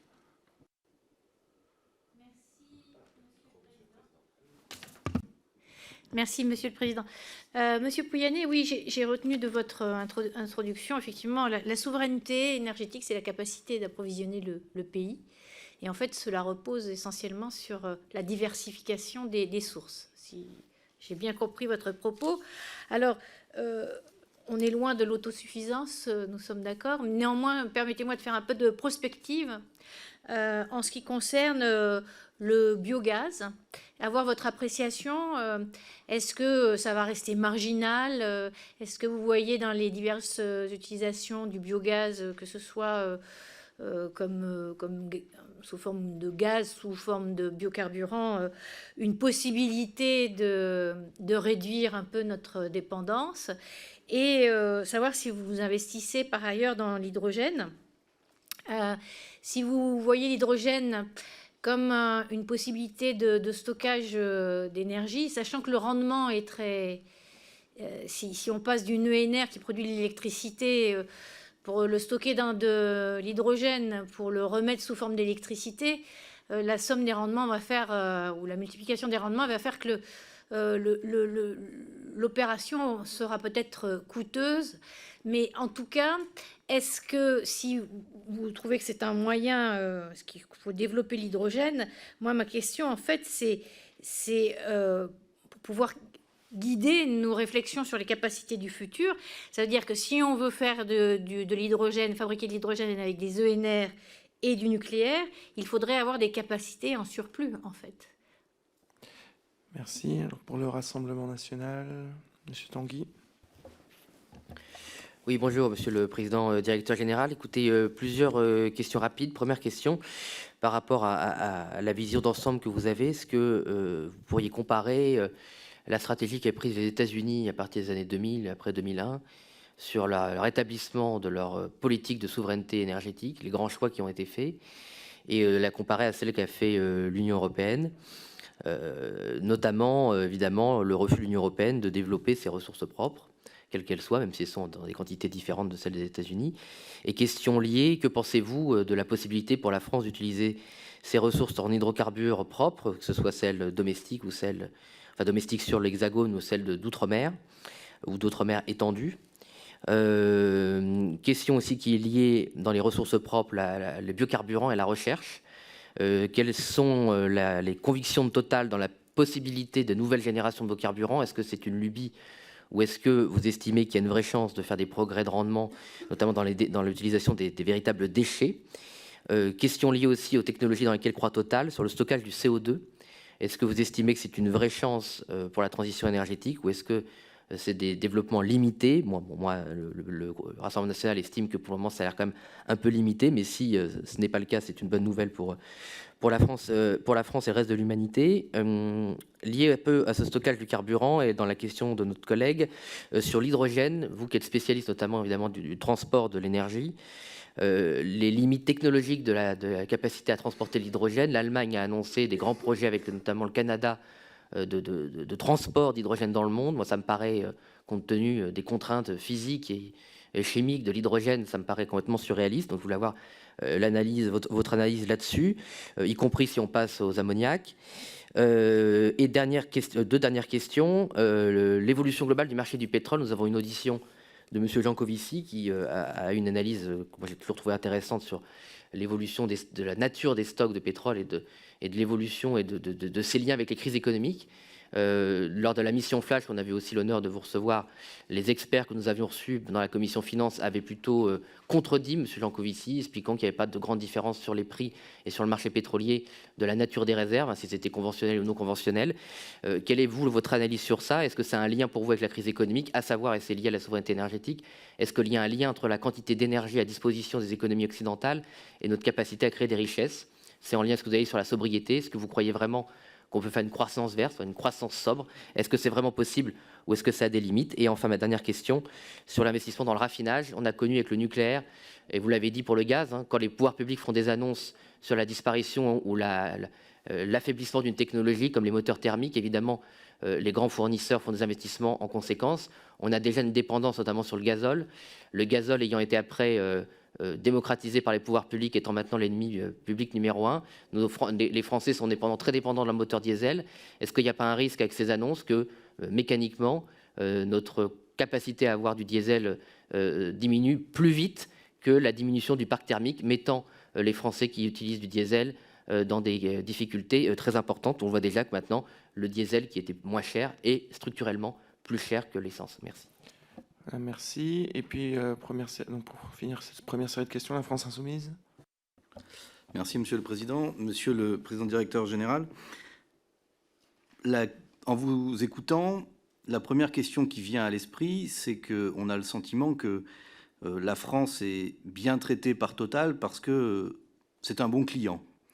Et du coup, ça nous interroge. Le jour où nous serons un moins bon client, est-ce qu'il faut s'attendre à ce que la France soit moins bien traitée par Total du simple fait de ses intérêts d'entreprise privée?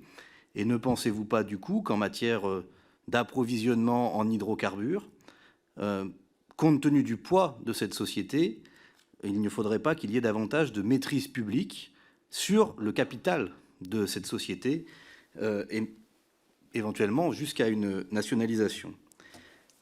Deuxième question, votre groupe fait d'énormes profits, sans doute 20 milliards cette année. Vous-même disposez d'une rémunération très confortable. Est-ce que ces sommes ne seraient pas mieux utilisées, investies dans la transition énergétique, qu'en rémunérant vos actionnaires? Est-ce que vous pouvez nous dire quelle est la part de ces profits, la part des investissements dans les énergies renouvelables par rapport à ces profits, combien ça représente, et singulièrement les investissements dans les renouvelables en France? Troisième question sur le gaz. Vous avez évoqué l'approvisionnement en quantité. Est-ce que vous pensez que le prix du gaz va durablement rester au niveau auquel il est, voire est-ce qu'il va continuer à augmenter? Et enfin, dernière question. Il y a aujourd'hui des stocks stratégiques. Il n'y a pas d'obligation de raffinage en France. Et d'ailleurs, Total a fermé beaucoup de raffineries en France et importe aujourd'hui des produits raffinés ailleurs. Est-ce qu'il ne faudrait pas une obligation de raffinage en France, notamment pour les autres produits que l'essence?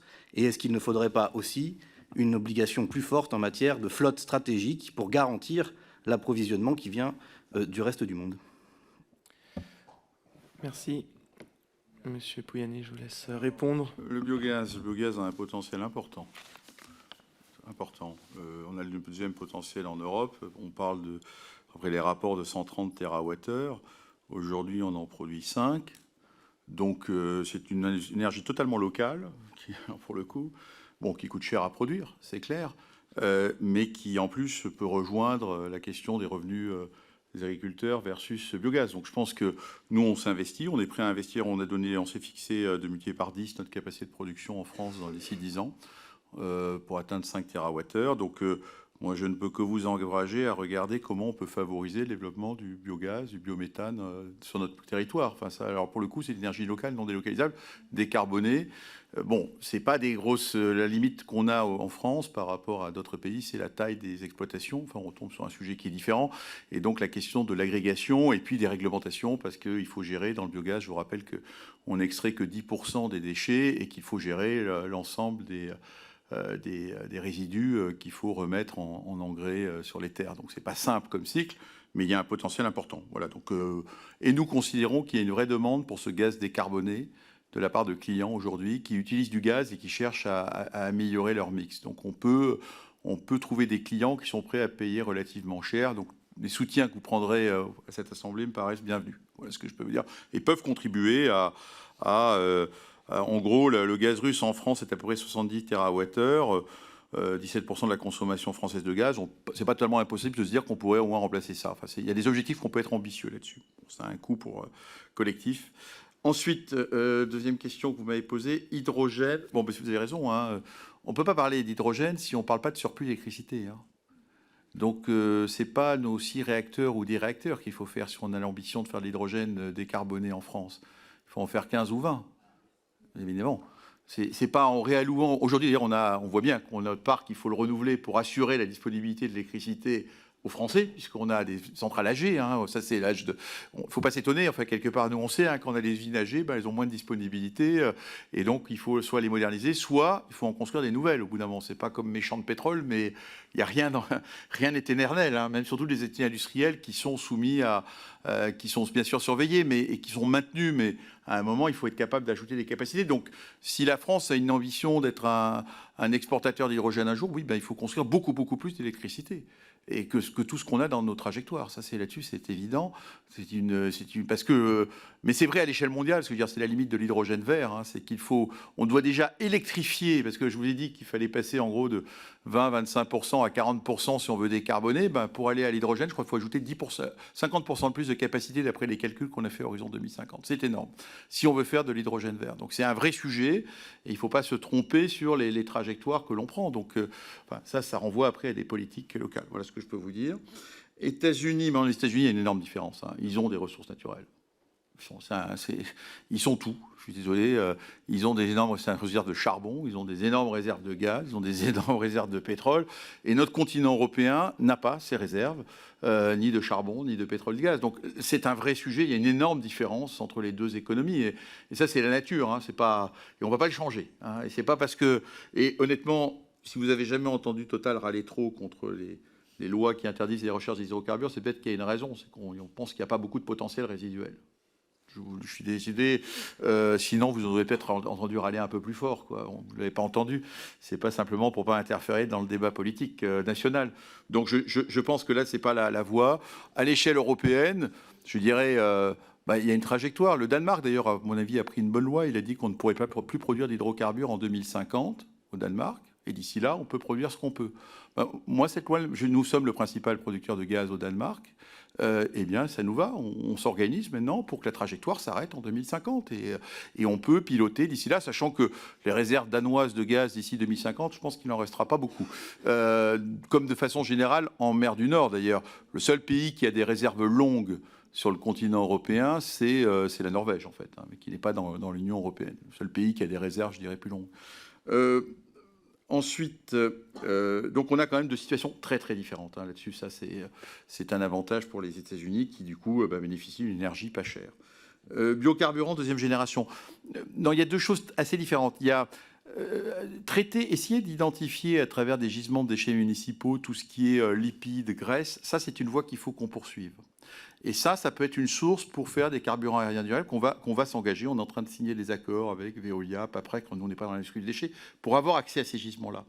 Là où, pour l'instant, on a beaucoup de mal, pour être honnête, d'un point de vue recherche et développement, c'est la notion de deuxième génération de déchets ligneux.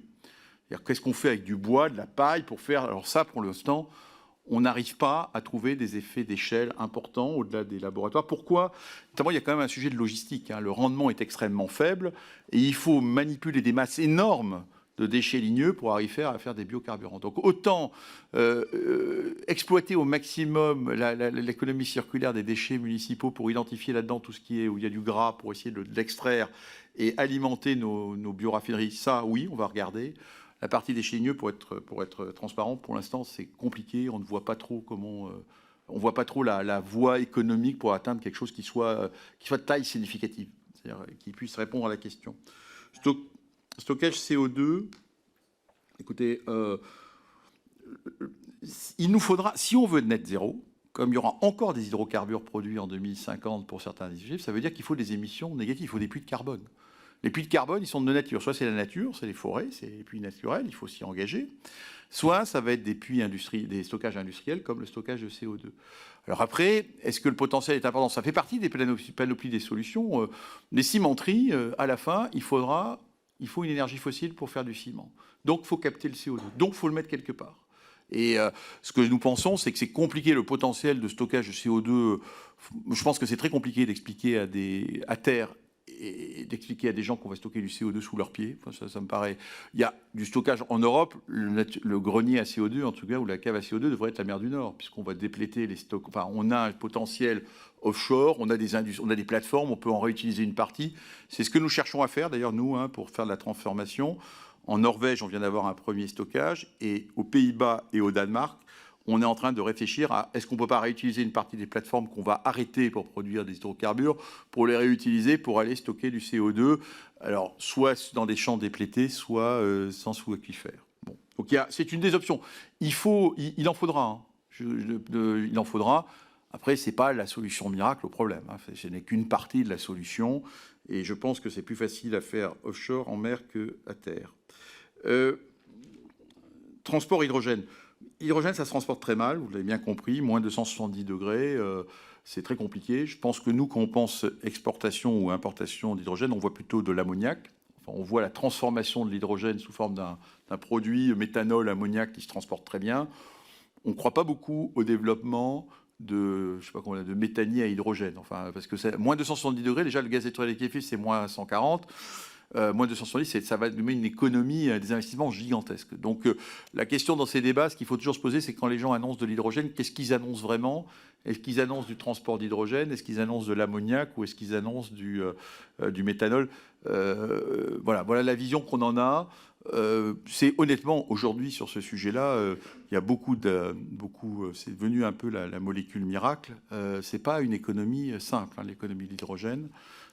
Et donc, on n'est qu'au tout début, et il faut qu'on comprenne d'ailleurs quelle est la demande. Parce qu'il y a deux types de demandes pour l'hydrogène. Il y a une demande locale, comme on vient d'annoncer hier. On a annoncé hier avec Air Liquide qu'on allait décarboner tout l'hydrogène de la bioraffinerie de Grandpuits. On fait un investissement important, et on va savoir, donc c'est d'ailleurs très intéressant ce qu'on fait, puisqu'on utilise de la biomasse, des graisses animales pour faire nos carburants durables. On produit dans la raffinerie un biogaz, à base venant de la biomasse. Ce biogaz va alimenter une machine à faire de l'hydrogène. Donc, on y trouve une partie d'hydrogène sur base biogaz naturel. Et tout ça va nous permettre de le réinjecter, d'ailleurs, cet hydrogène, pour faire d'autres carburants aériens durables. Donc, on va grossir notre volume tout en ayant une chaîne circulaire. Donc, c'est une première, d'ailleurs, technologique, en partenariat avec Air Liquide, qu'on va installer à Grandpuits.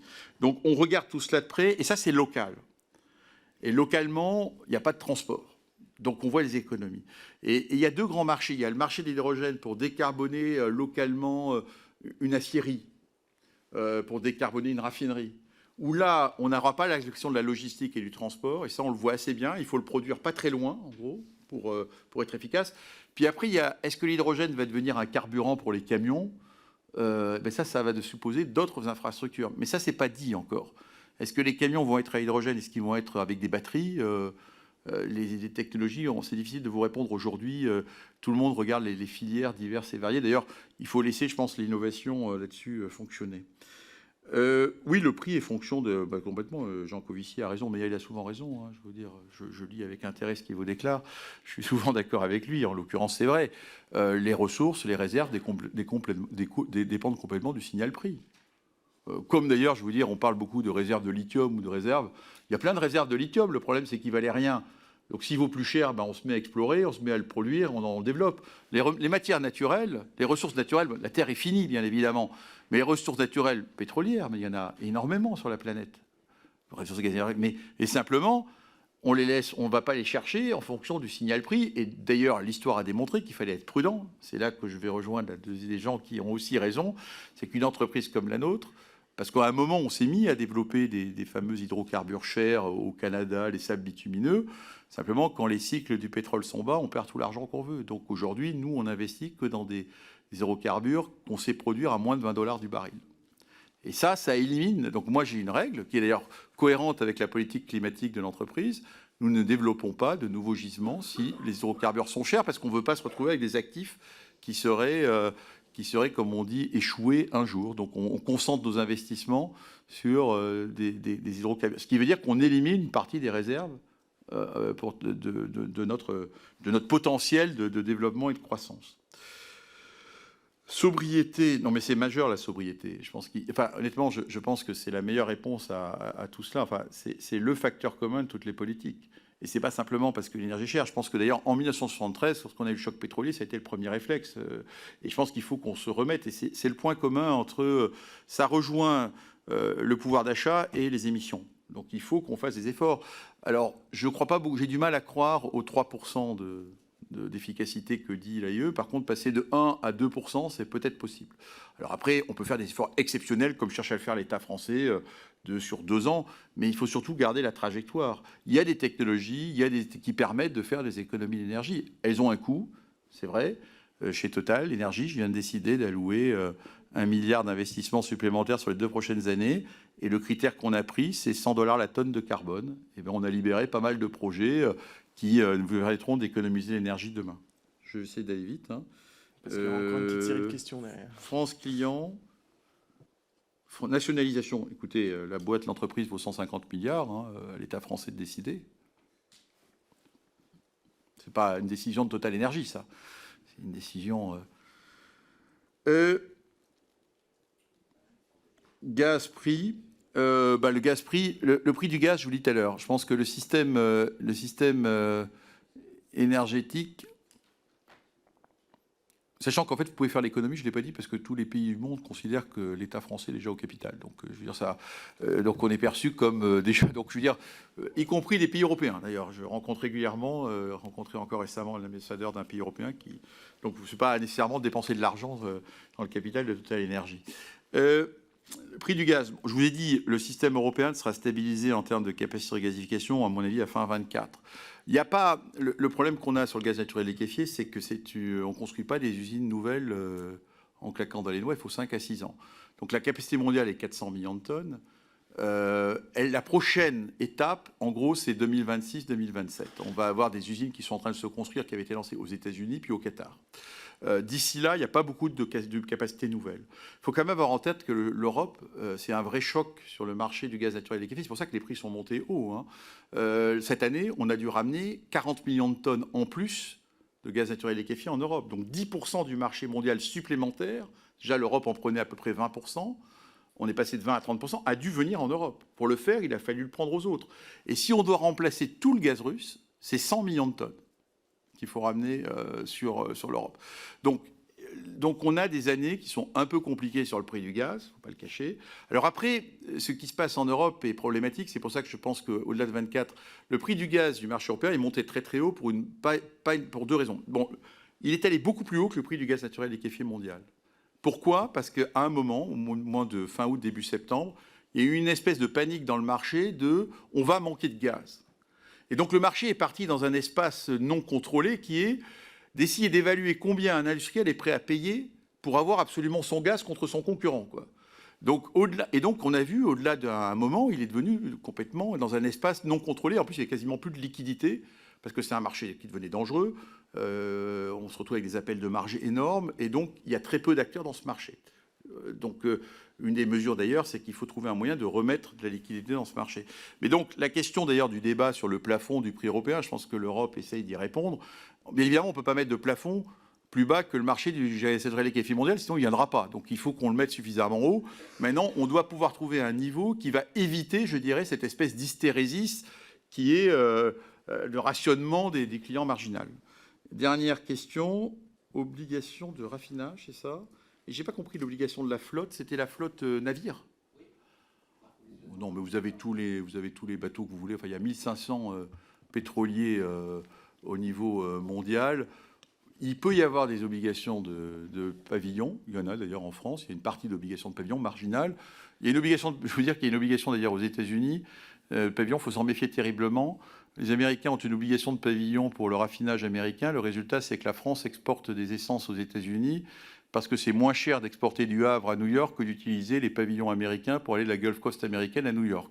Donc c'est le genre de politique qui, à la fin, peut renchérir le coût de tous les produits pour l'ensemble des consommateurs. Donc ça ne me paraît pas une voie d'obligation. Enfin, en tout cas, ça me paraît pas la flotte mondiale est très importante. Et d'ailleurs, nous, on a d'ailleurs dans notre flotte, enfin, ils ne nous appartiennent pas, mais on a une flotte permanente de dizaines de pétroliers sous contrat à moyen et long terme, en fait, pour assurer nos activités de négoce au niveau mondial. Bien, on va prendre la dernière série de questions avec les groupes qui restent. Les Républicains, Francis. Oui. Alors, je demande à chacun d'être succinct. Oui. Merci, Monsieur le Président Directeur Général, de tous vos éclaircissements et de nous consacrer du temps. Moi, je voudrais simplement revenir. On voit bien que votre groupe Total a passé Total Énergie pour diversifier les choses et rentrer au sein des énergies renouvelables. Comment vous pensez, donc vous l'avez dit, pour produire de l'hydrogène, et il semblerait quand même que l'hydrogène peut être donc une solution, et notamment au niveau des véhicules terrestres. Comment vous prévoyez donc d'être au niveau de votre entreprise, on va dire peut-être le producteur numéro 1 de l'hydrogène, comme vous l'êtes aujourd'hui au niveau des de tous les carburants. Merci. Alors, Modem, il n'y a personne. Marie-Noëlle Battistel. Merci, Monsieur le Président. Monsieur le Président Directeur Général, rapidement, 3 questions. Alors, vous m'excuserez par avance si vous avez déjà répondu à une partie, puisque je suis arrivée un peu en retard. Nos objectifs de décarbonation à l'échelle nationale, mais aussi européenne et internationale, doivent être ambitieux, et je crois que c'est le chemin que nous tendons tous à y parvenir, et majoritairement sur les énergies fossiles, puisque notre mix énergétique électrique est déjà très décarboné. Alors, pouvez-vous nous dire de manière précise la part de votre production ENR sur votre production globale, d'une part. Ensuite, la part de vos investissements en direction des ENR sur vos investissements globaux, et sur quel type d'ENR mobilisez-vous vos efforts. J'aurais une question évidemment sur l'Arenh, et ça n'étonnera personne. Son évolution est nécessaire, et de toute façon son extinction est proche, puisqu'en 2025 le dispositif doit être aboli ou retravaillé. Donc quel regard portez-vous sur l'Arenh, sur son utilité et surtout sur le fléchage de ses bénéficiaires? Avant 2010, vous allez me dire que cela favorise le maintien de prix raisonnables aux consommateurs, mais avant 2010 et la loi NOM, les particuliers, les entreprises, les électro-intensifs, les collectivités étaient couverts par les TRV ou les TRVE, qui s'avèrent être aujourd'hui beaucoup plus protecteurs. Pensez-vous que cela a pu affaiblir l'entreprise EDF, alors que l'Arenh servie était prévu antérieurement à peu près 25% de sa production, et qu'elle a été de plus de 30% cette année au regard de l'arrêt d'un certain nombre de centrales, et que cela a pu, me semble-t-il, entraver le développement et les investissements de cette entreprise, et réduire donc ses capacités à atteindre la souveraineté énergétique que nous recherchons et qui est l'objet de cette commission. Je vous remercie. Voilà, et puis pour finir, Madame Lernos. Oui, merci, Monsieur le Président, Directeur Général. J'avais plusieurs questions. Moi aussi, je trouve frappant dans vos propos, pas seulement ici, mais la question vraiment du profit privé qui prédomine sur l'intérêt général. Vous le dites, et j'avoue que j'apprécie cette franchise et sans embâge, qu'il est préférable pour l'entreprise elle-même d'avoir des sources diversifiées, et puis ce n'est pas par philanthropie que vous allez installer des capacités gazières ou d'énergie renouvelable en Inde notamment, mais parce que effectivement c'est quelque chose d'extrêmement rentable. Il en va du même avec la question climatique, puisque là aussi, vous avez dit que sur des réglementations qui ne vous gênaient pas, puisque il ne vous semblait pas avoir de gisement, notamment sur les hydrocarbures en Europe. C'est pour ça que vous n'aviez pas contesté cette réglementation-là. Et je trouve ça toujours intéressant d'avoir un patron d'une énorme multinationale responsable pour beaucoup d'émissions de gaz à effet de serre qui le dit très tranquillement. Oui, nous sommes là pour faire du profit, et même si nous sommes contributeurs au réchauffement climatique, ce n'est pas notre souci principal et premier. Au moins, les choses sont dites et sont très claires. Pour ce qui concerne notre commission sur la dépendance. Il me semble que sur ce secteur-là, sur la dépendance aux énergies fossiles, il y a là une part, mon collègue Mathias Tavel a posé aussi cette question, puisque sur la question des hydrocarbures, mais sur aussi la question du gaz, l'approvisionnement en gaz de notre État français, même si vous êtes intervenu sur le rapport entre l'Europe et la France. La question est assez simple. C'est est-ce que dans vos prévisions, la France aura suffisamment de stocks de gaz à l'hiver prochain, mais également à l'hiver 2023. Vous hochez de la tête, donc j'imagine que ça veut dire que oui. Et donc, vous confirmez que notamment la construction des nouvelles installations, ports méthaniers flottants notamment, sont plutôt ce que vous avez dit un peu dans vos propos introductifs pour sécuriser l'approvisionnement en gaz en Europe plutôt que l'État français qui était déjà pourvu d'assez d'installations. Une question sur le déclin. Vous avez fait parler du fait que, de manière naturelle, les puits pétroliers, les champs pétroliers déclinaient en termes de rentabilité de pétrole de 4 à 5% par an. Vous avez aussi constaté qu'il y a un déclin de la demande en pétrole, notamment dans l'Union européenne, avec la fin des véhicules thermiques, notamment en 2035. Et donc, est-ce que dans la stratégie de Total, vous avez plutôt une diversification pour vendre, donc continuer, puisqu'on voit très clairement que vous investissez encore dans la recherche des hydrocarbures. Est-ce que dans la stratégie, vous allez plutôt arrêter le marché européen pour vous recentrer sur le marché mondial en termes de vente d'hydrocarbures? Et puis, peut-être une dernière question, puisque sur le rapport entre énergie renouvelable et énergie fossile, j'ai bien entendu vos propos sur le gaz. Pour une unité d'énergie renouvelable, aujourd'hui, Total, si les calculs sont bons, et sont de 447 unités dans les hydrocarbures. Est-ce que vous comptez faire quelque chose de significatif pour inverser cette tendance?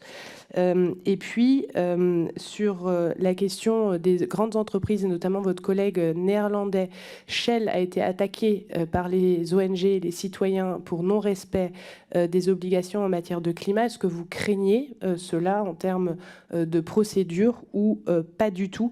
Et juste une dernière chose sur la dépendance, puisque c'est le cœur de... En même temps, vous avez pris votre temps aussi au début de la commission, et je me semble légitime en tant que vice-président de la commission de reposer une dernière question, notamment sur les investissements, la stratégie d'investissement de Total dans les équipements français, notamment sur la centrale de Landivisiau qui a ouvert cette année, la centrale à gaz, vous l'avez évoqué. Il me semble qu'il y a là 40 millions d'euros qui sont versés pour 20 ans à la France. Et il semblerait aussi que vous avez vendu la moitié à un fonds de pension étranger à l'État français. Est-ce que ça n'accroît pas notre dépendance plutôt énergétique et pas l'indépendance énergétique de la France? Bien, Madame Brulebois, pardon, mais... Merci, Monsieur le Président. Une minute. Monsieur le Président, Directeur Général, merci pour votre exposé très éclairant. Alors que votre groupe avait l'image jusqu'alors de major des énergies fossiles, vous êtes aujourd'hui un acteur majeur de la transition énergétique et vous avez pour ambition de devenir un des premiers producteurs d'énergie renouvelable en 2030. Vous investissez beaucoup dans le solaire et l'éolien, 4 milliards d'euros en 2022. Actuellement, nous sommes en train d'examiner la loi d'accélération de la production des énergies renouvelables. Vous l'avez dit, en France, on a beaucoup de procédures qui sont très lourdes, qui sont des frais. Nous essayons de les lever. Et vous avez dit aussi, on ne peut pas prendre de décision sans tenir compte de l'opinion publique. On l'a vu pour Fukushima. Vous en avez fait les frais aussi à la MED avec l'huile de palme. Et donc, moi, je voulais savoir quel regard portez-vous sur les autres énergies que cette loi ne traite, à mon sens, pas suffisamment, à savoir la géothermie, l'hydroélectricité et les combustibles solides de récupération. Vous avez parlé des déchets, mais les combustibles solides de récupération sont des énergies qui me paraissent utiles, alors que nous enfouissons encore beaucoup de déchets et que les cimenteries, par exemple, en ont fait un combustible et non pas un déchet, comme le CSR a toujours le statut de déchet, elle n'a pas le statut de filière. Pensez-vous qu'il faudrait travailler sur ce sujet? Merci, Monsieur le Président Directeur Général. Juste un point, puisqu'il y a plusieurs questions et je n'ai pas répondu, je suis désolé à votre collègue, sur les investissements. Oui, cette année, nous mettons 4 milliards d'euros, nous investissons 4 milliards de dollars ou d'euros, c'est pareil en l'occurrence, sur 16 dans les énergies renouvelables et décarbonées, l'électricité. Oui, c'est ce qui est. On n'arrête pas de me dire que c'est pas assez parce qu'on regarde le verre à demi-vide. La vérité, c'est qu'on doit être le cinquième plus gros investisseur au monde pour une seule entreprise dans ces secteurs-là. Alors bien sûr, on peut faire le rapport au profit. Mais les capacités d'investissement d'une entreprise ne sont pas décidées en fonction des profits de l'année, mais on regarde le sujet. On a décidé qu'on a annoncé qu'on augmenterait nos investissements et on va les augmenter. Ils passeront sans doute l'année prochaine à plus de 5 milliards. Alors après, on peut me poser la question qui n'a pas beaucoup d'intérêt, pour être honnête, pour faire un ratio que vous faites entre aujourd'hui et effectivement, pour pouvoir produire, il faut d'abord investir. Ça, c'est la définition. On a dit qu'en 2000, on visait d'avoir 20% de notre mix en 2030 dans les énergies électriques et renouvelables. Donc c'est ça l'objectif.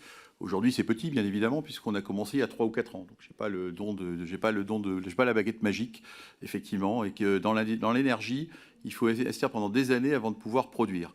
Donc voilà. Et aujourd'hui, d'ailleurs, la balance qu'on doit faire, et c'est un débat permanent au niveau avec notre conseil d'administration, c'est en même temps, on nous demande aussi de fournir le pétrole et le gaz dont vous avez besoin, le gaz naturel liquéfié. Donc on doit trouver le bon équilibre entre fournir l'énergie qui nous fait vivre aujourd'hui et construire et investir dans l'énergie de demain. Je pense que de toute manière, donc c'est le verre demi-vide ou le verre à demi-plein. Nous, on considère en tout cas que, et les chiffres sont là, qu'on est un des acteurs qui investissent le plus dans ces énergies-là en ce moment au niveau mondial. Et ça, on ne pourra pas nous le retirer, malgré tous les ratios qu'on voudra bien faire. L'hydrogène terrestre, honnêtement, sur les voitures, je pense que l'Europe est en train de faire le choix. Hein. Vous avez décidé, les parlements ont décidé que les véhicules seront électriques. Les constructeurs automobiles l'ont décidé, sont en train de le décider. La place pour le véhicule léger, entre guillemets, hydrogène, est en train d'être marginale. Donc la question pour l'hydrogène, c'est plutôt les camions. Est-ce que les camions seront à batterie ou est-ce qu'à électrique ou est-ce qu'ils seront à hydrogène? Mais véhicules à hydrogène, on ne fera pas beaucoup d'efforts. Et si on réfléchit en ce moment, on va sans doute annoncer prochainement la construction d'un réseau européen de stations, une centaine de stations à hydrogène, c'est pour les camions, mais pas pour les véhicules légers. On ne pourra pas, je pense, à la fois construire une infrastructure à hydrogène pour véhicules légers, puis l'infrastructure de borne de recharge. Tout ça, ça coûte extrêmement cher. Il n'y a pas de demande, donc je pense que le choix est en train d'être fait. Est-ce que c'est le bon choix? Je ne sais pas. Ça, c'est les constructeurs automobiles qui nous le diront. Mais nous, là-dessus, on essaye d'accompagner la demande. La demande, maintenant, elle est clairement pour les bornes de recharge. Qu'est-ce que j'ai répondu aux investissements? La reine, j'avais répondu tout à l'heure. Enfin, désolé, madame, mais c'est pas. Je ne peux pas réécrire l'histoire. Nous, on n'était pas dans l'électricité en 2010. C'est pas un domaine que je connais très bien. Il y avait une question d'ouverture à la concurrence. La France a fait ce choix pour répondre aux exigences de la Commission, en fait, de la communauté européenne, de marcher, d'ouvrir à la concurrence en réallouant une partie de la rente nucléaire. J'ai tout à l'heure eu l'occasion de m'exprimer sur le fait qu'il y avait dans cette mécanique sans doute un défaut d'obligation d'investissement corrélé à cela. Je ne vais pas répéter ce que j'ai dit, mais je ne peux pas. Après, je laisserai le PDG d'EDF est mieux placé que lui pour parler de ses finances. Je ne le connais pas particulièrement. Mais c'est pas, honnêtement, c'est pas la reine pour Total Energy, c'est pas du tout un gain. Hein. On le renvoie, comme j'ai déjà répondu. Les volumes qu'on reçoit, on les renvoie à nos clients et c'est totalement transparent. Et il peut y avoir des audits, etc. On réalloue la reine dans les prix que l'on fait. Le calcul est assez simple. On reçoit X% de notre mix à 50 €. On va chercher Y%, le 100-X sur le marché à 100 ou 200 €. Et le client va recevoir le prix moyen pondéré de tout cela. Voilà comment ça fonctionne. C'est simple. Après, les choix, c'est l'État qui décide. Est-ce que c'est 100, 120 ? Nous, on va prendre ce qu'on va dire. Encore une fois, le seul défaut que ça avait, c'est quand on alloue de la reine à des gens qui ne l'utilisent pas. Parce qu'il y a le truc qui ne marche pas très bien dans l'allocation aujourd'hui, c'est que c'est déclaratif sur combien je veux voir de clients. Et si les gens déclarent un peu plus de clients, ils obtiennent plus d'arènes que les clients réels. C'est ça qui est... Donc il y a pas mal de choses là-dessus, mais je dirais on pourra un jour en reparler. Je ne vais pas revenir sur le fait que je n'ai jamais dit, madame, que les profits étaient plus importants que les émissions. Je pense même avoir jamais prononcé cette phrase. Il ne faut pas me faire dire des choses que je n'ai pas dites. Je suis désolé. Je n'ai jamais dit ça. J'ai dit que oui, une entreprise comme la nôtre a vocation à produire de l'énergie et à la vendre en faisant des profits. Il n'y a rien de surprenant là-dedans. De toute manière, si vous pensez qu'on fera le changement, la transformation énergétique sans tout ça, soient liés. Ce n'est pas les investissements publics qui vont faire la transformation énergétique. Il faut faire, et les pouvoirs publics, il faut faire x3, x4. Donc les investissements privés seront nécessaires. Les investissements privés, effectivement, ils doivent avoir un retour. Ça, c'est assez clair. Mais ça ne veut pas dire pour autant que ça soit antinomique avec la politique d'émissions, de baisse des émissions, sur à quoi nous nous sommes engagés. Nous avons dit que nos émissions dites de scope 1 plus 2 baisseront de 40% entre 2015 à 2030. Elles baisseront de 40% entre 2015 et 2030. Et elles ont déjà baissé de 20%. Donc on fait le travail également sur la côté émissions aux bornes de l'entreprise. Et en même temps, ce qui ne nous empêche pas d'avoir... Notre mission, c'est quelque part de fournir plus d'énergie au monde, parce qu'effectivement, notre champ, il est mondial, il n'est pas français ou européen, et en même temps, moins d'émissions. C'est ça, toute la stratégie de l'entreprise, c'est d'aller piloter les deux en même temps. Et pour faire cela, ce qui est durable, effectivement, pour pouvoir investir dans les énergies renouvelables, c'est parce que je fais des profits sur le reste. Si je n'ai pas trouvé encore la machine à investir sans faire des profits. Ça, je ne sais pas faire. Vous m'avez posé la question, je pense que j'ai répondu. Non, vous avez posé une question sur les déclins, mais je ne sais plus. Non, mais encore une fois, oui, vous avez posé la question. Il y a l'Europe, il y a le reste du monde. La consommation, encore une fois, la population mondiale croît. Et dans tout ce débat, la question est de savoir, d'ailleurs l'accord de Paris est un accord sur le climat et le développement. C'est le titre qu'il porte. On a bien vu à Sharm el-Sheikh que le débat sur le développement était aussi présent. Et donc la question pour les pays émergents qui ont une population qui a une légitime demande d'accès, elle aussi, à l'énergie, à un bien-être que nous, on a dans nos pays occidentaux, un besoin de plus d'énergie. Et tout le débat, tout l'enjeu compliqué, c'est comment on fait pour expliquer... J'ai passé du temps en Afrique du Sud récemment, à l'Afrique du Sud, d'éviter de continuer à créer des centrales au charbon. Or, leur seule ressource naturelle, pour l'instant, majeure, c'est le charbon, qui emploie d'ailleurs des centaines de milliers de personnes. Donc je pense que c'est ça le débat qu'on doit avoir si on est responsable, nous, Européens. Ce n'est pas de s'occuper seulement de nos émissions. C'est combien sommes-nous prêts à apporter à ces pays-là pour être capables, eux aussi, de faire la transition. Mais leur demander de rester dans le dénuement économique et social, ça ne me paraît pas la bonne réponse. Donc effectivement, l'essentiel des productions que nous faisons aujourd'hui, d'ores et déjà, elles ont une vocation pas seulement au marché européen ou français.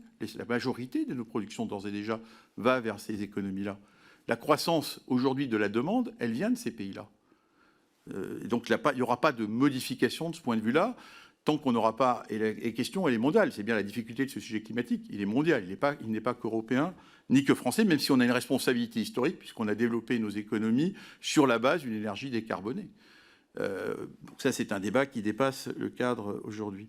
L'Andivisio, oui, on a décidé que cette centrale, on en a, comme on fait d'ailleurs dans tous nos outils, nos capacités de production électrique, parce que c'est pas la rentabilité de ces outils-là n'est pas très forte, c'est qu'on cherche des partenaires à qui on revend.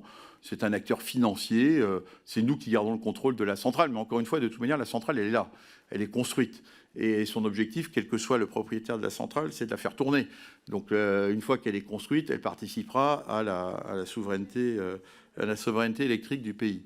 Voilà, donc on a effectivement considéré, parce que je ne vais pas revenir sur ce dossier dont nous avions hérité, nous avons exécuté le projet. Il est clair que ce projet ne remplissait pas les critères de rentabilité du groupe Total Énergie. Voilà. Maintenant, comme ça s'est fait dans beaucoup d'infrastructures, il y a aujourd'hui, comme ça se passe sur les énergies renouvelables, beaucoup d'acteurs financiers qui ont de l'argent à placer sont prêts à investir dans ces infrastructures dont les revenus sont plus ou moins garantis, ce qui n'est pas tout en général le cas d'une centrale à gaz, celle-là pour partie. Non. Non, j'ai jamais dit ça d'ailleurs. Je pense pas. Je sais faire la différence entre l'énergie renouvelable et les énergies fossiles. Non, je sais. Non, je répondais à une question sur l'Andivisio. Donc j'ai répondu à la question. Est-ce que combustible solide de récupération, je ne connais pas bien le dossier pour être honnête. Je sais bien que les cimenteries traitent des déchets et que c'est une source d'énergie pour elles depuis longtemps. Hein, c'est pas nouveau. Mais je ne sais pas s'il faut développer ou non. Je ne peux pas répondre particulièrement à votre question. Je connais pas suffisamment le sujet. Je pense que dans le texte couvre déjà beaucoup d'énergie. Il pourrait peut-être un peu mieux couvrir la notion du stockage. Parce que lorsqu'on veut développer les énergies renouvelables, il faut aussi penser aux capacités de stockage d'électricité. Et c'est un sujet qui n'est pas vraiment traité, qu'on est encore naissant. Mais nous, on voit bien que plus on va mettre d'intermittents, si on veut éviter les centrales à gaz, il faut pouvoir développer des batteries. Et le stockage par batterie se développe très vite aux États-Unis. On ne fait plus aucune centrale solaire américaine sans des batteries. C'est une question qui pourrait peut-être être regardée, mais je n'ai pas plus à en dire. Mais le texte est déjà assez complet et couvre pas mal de sujets. Une des priorités qu'on doit avoir, j'en ai pas parlé, c'est l'éolien offshore, hein, qui a l'avantage d'apporter des capacités. Une ferme éolienne offshore, on parle tout de suite très vite de 500 MW, 1 gigawatt, donc c'est fort. Ça relève de la planification, là également, avec les États, c'est assez évident. Je pense qu'on est plutôt en retard et qu'on a moitié à accélérer parce que c'est des technologies qui sont beaucoup améliorées au fil du temps. Mais c'est des projets qui demandent du temps, hein. Il faut plusieurs années, donc il faut aller vite si on veut déployer et atteindre les objectifs qu'a fixé le président de la République sur le sujet de l'éolien offshore. Bien, Voilà. merci beaucoup, Monsieur le Président Directeur Général Pouyanné, d'avoir répondu aux questions de notre commission d'enquête.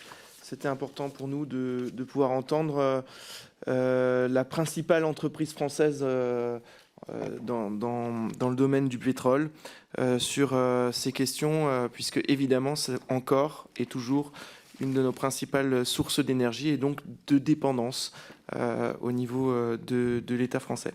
Merci beaucoup pour votre disponibilité et d'avoir répondu à nos questions. Je précise juste avant de clore la réunion que j'invite les membres de la commission à rester un instant dans la salle. On a des petits points de déroulé pour les prochaines réunions à traiter ensemble. Je lève Merci donc pour la votre séance. accueil.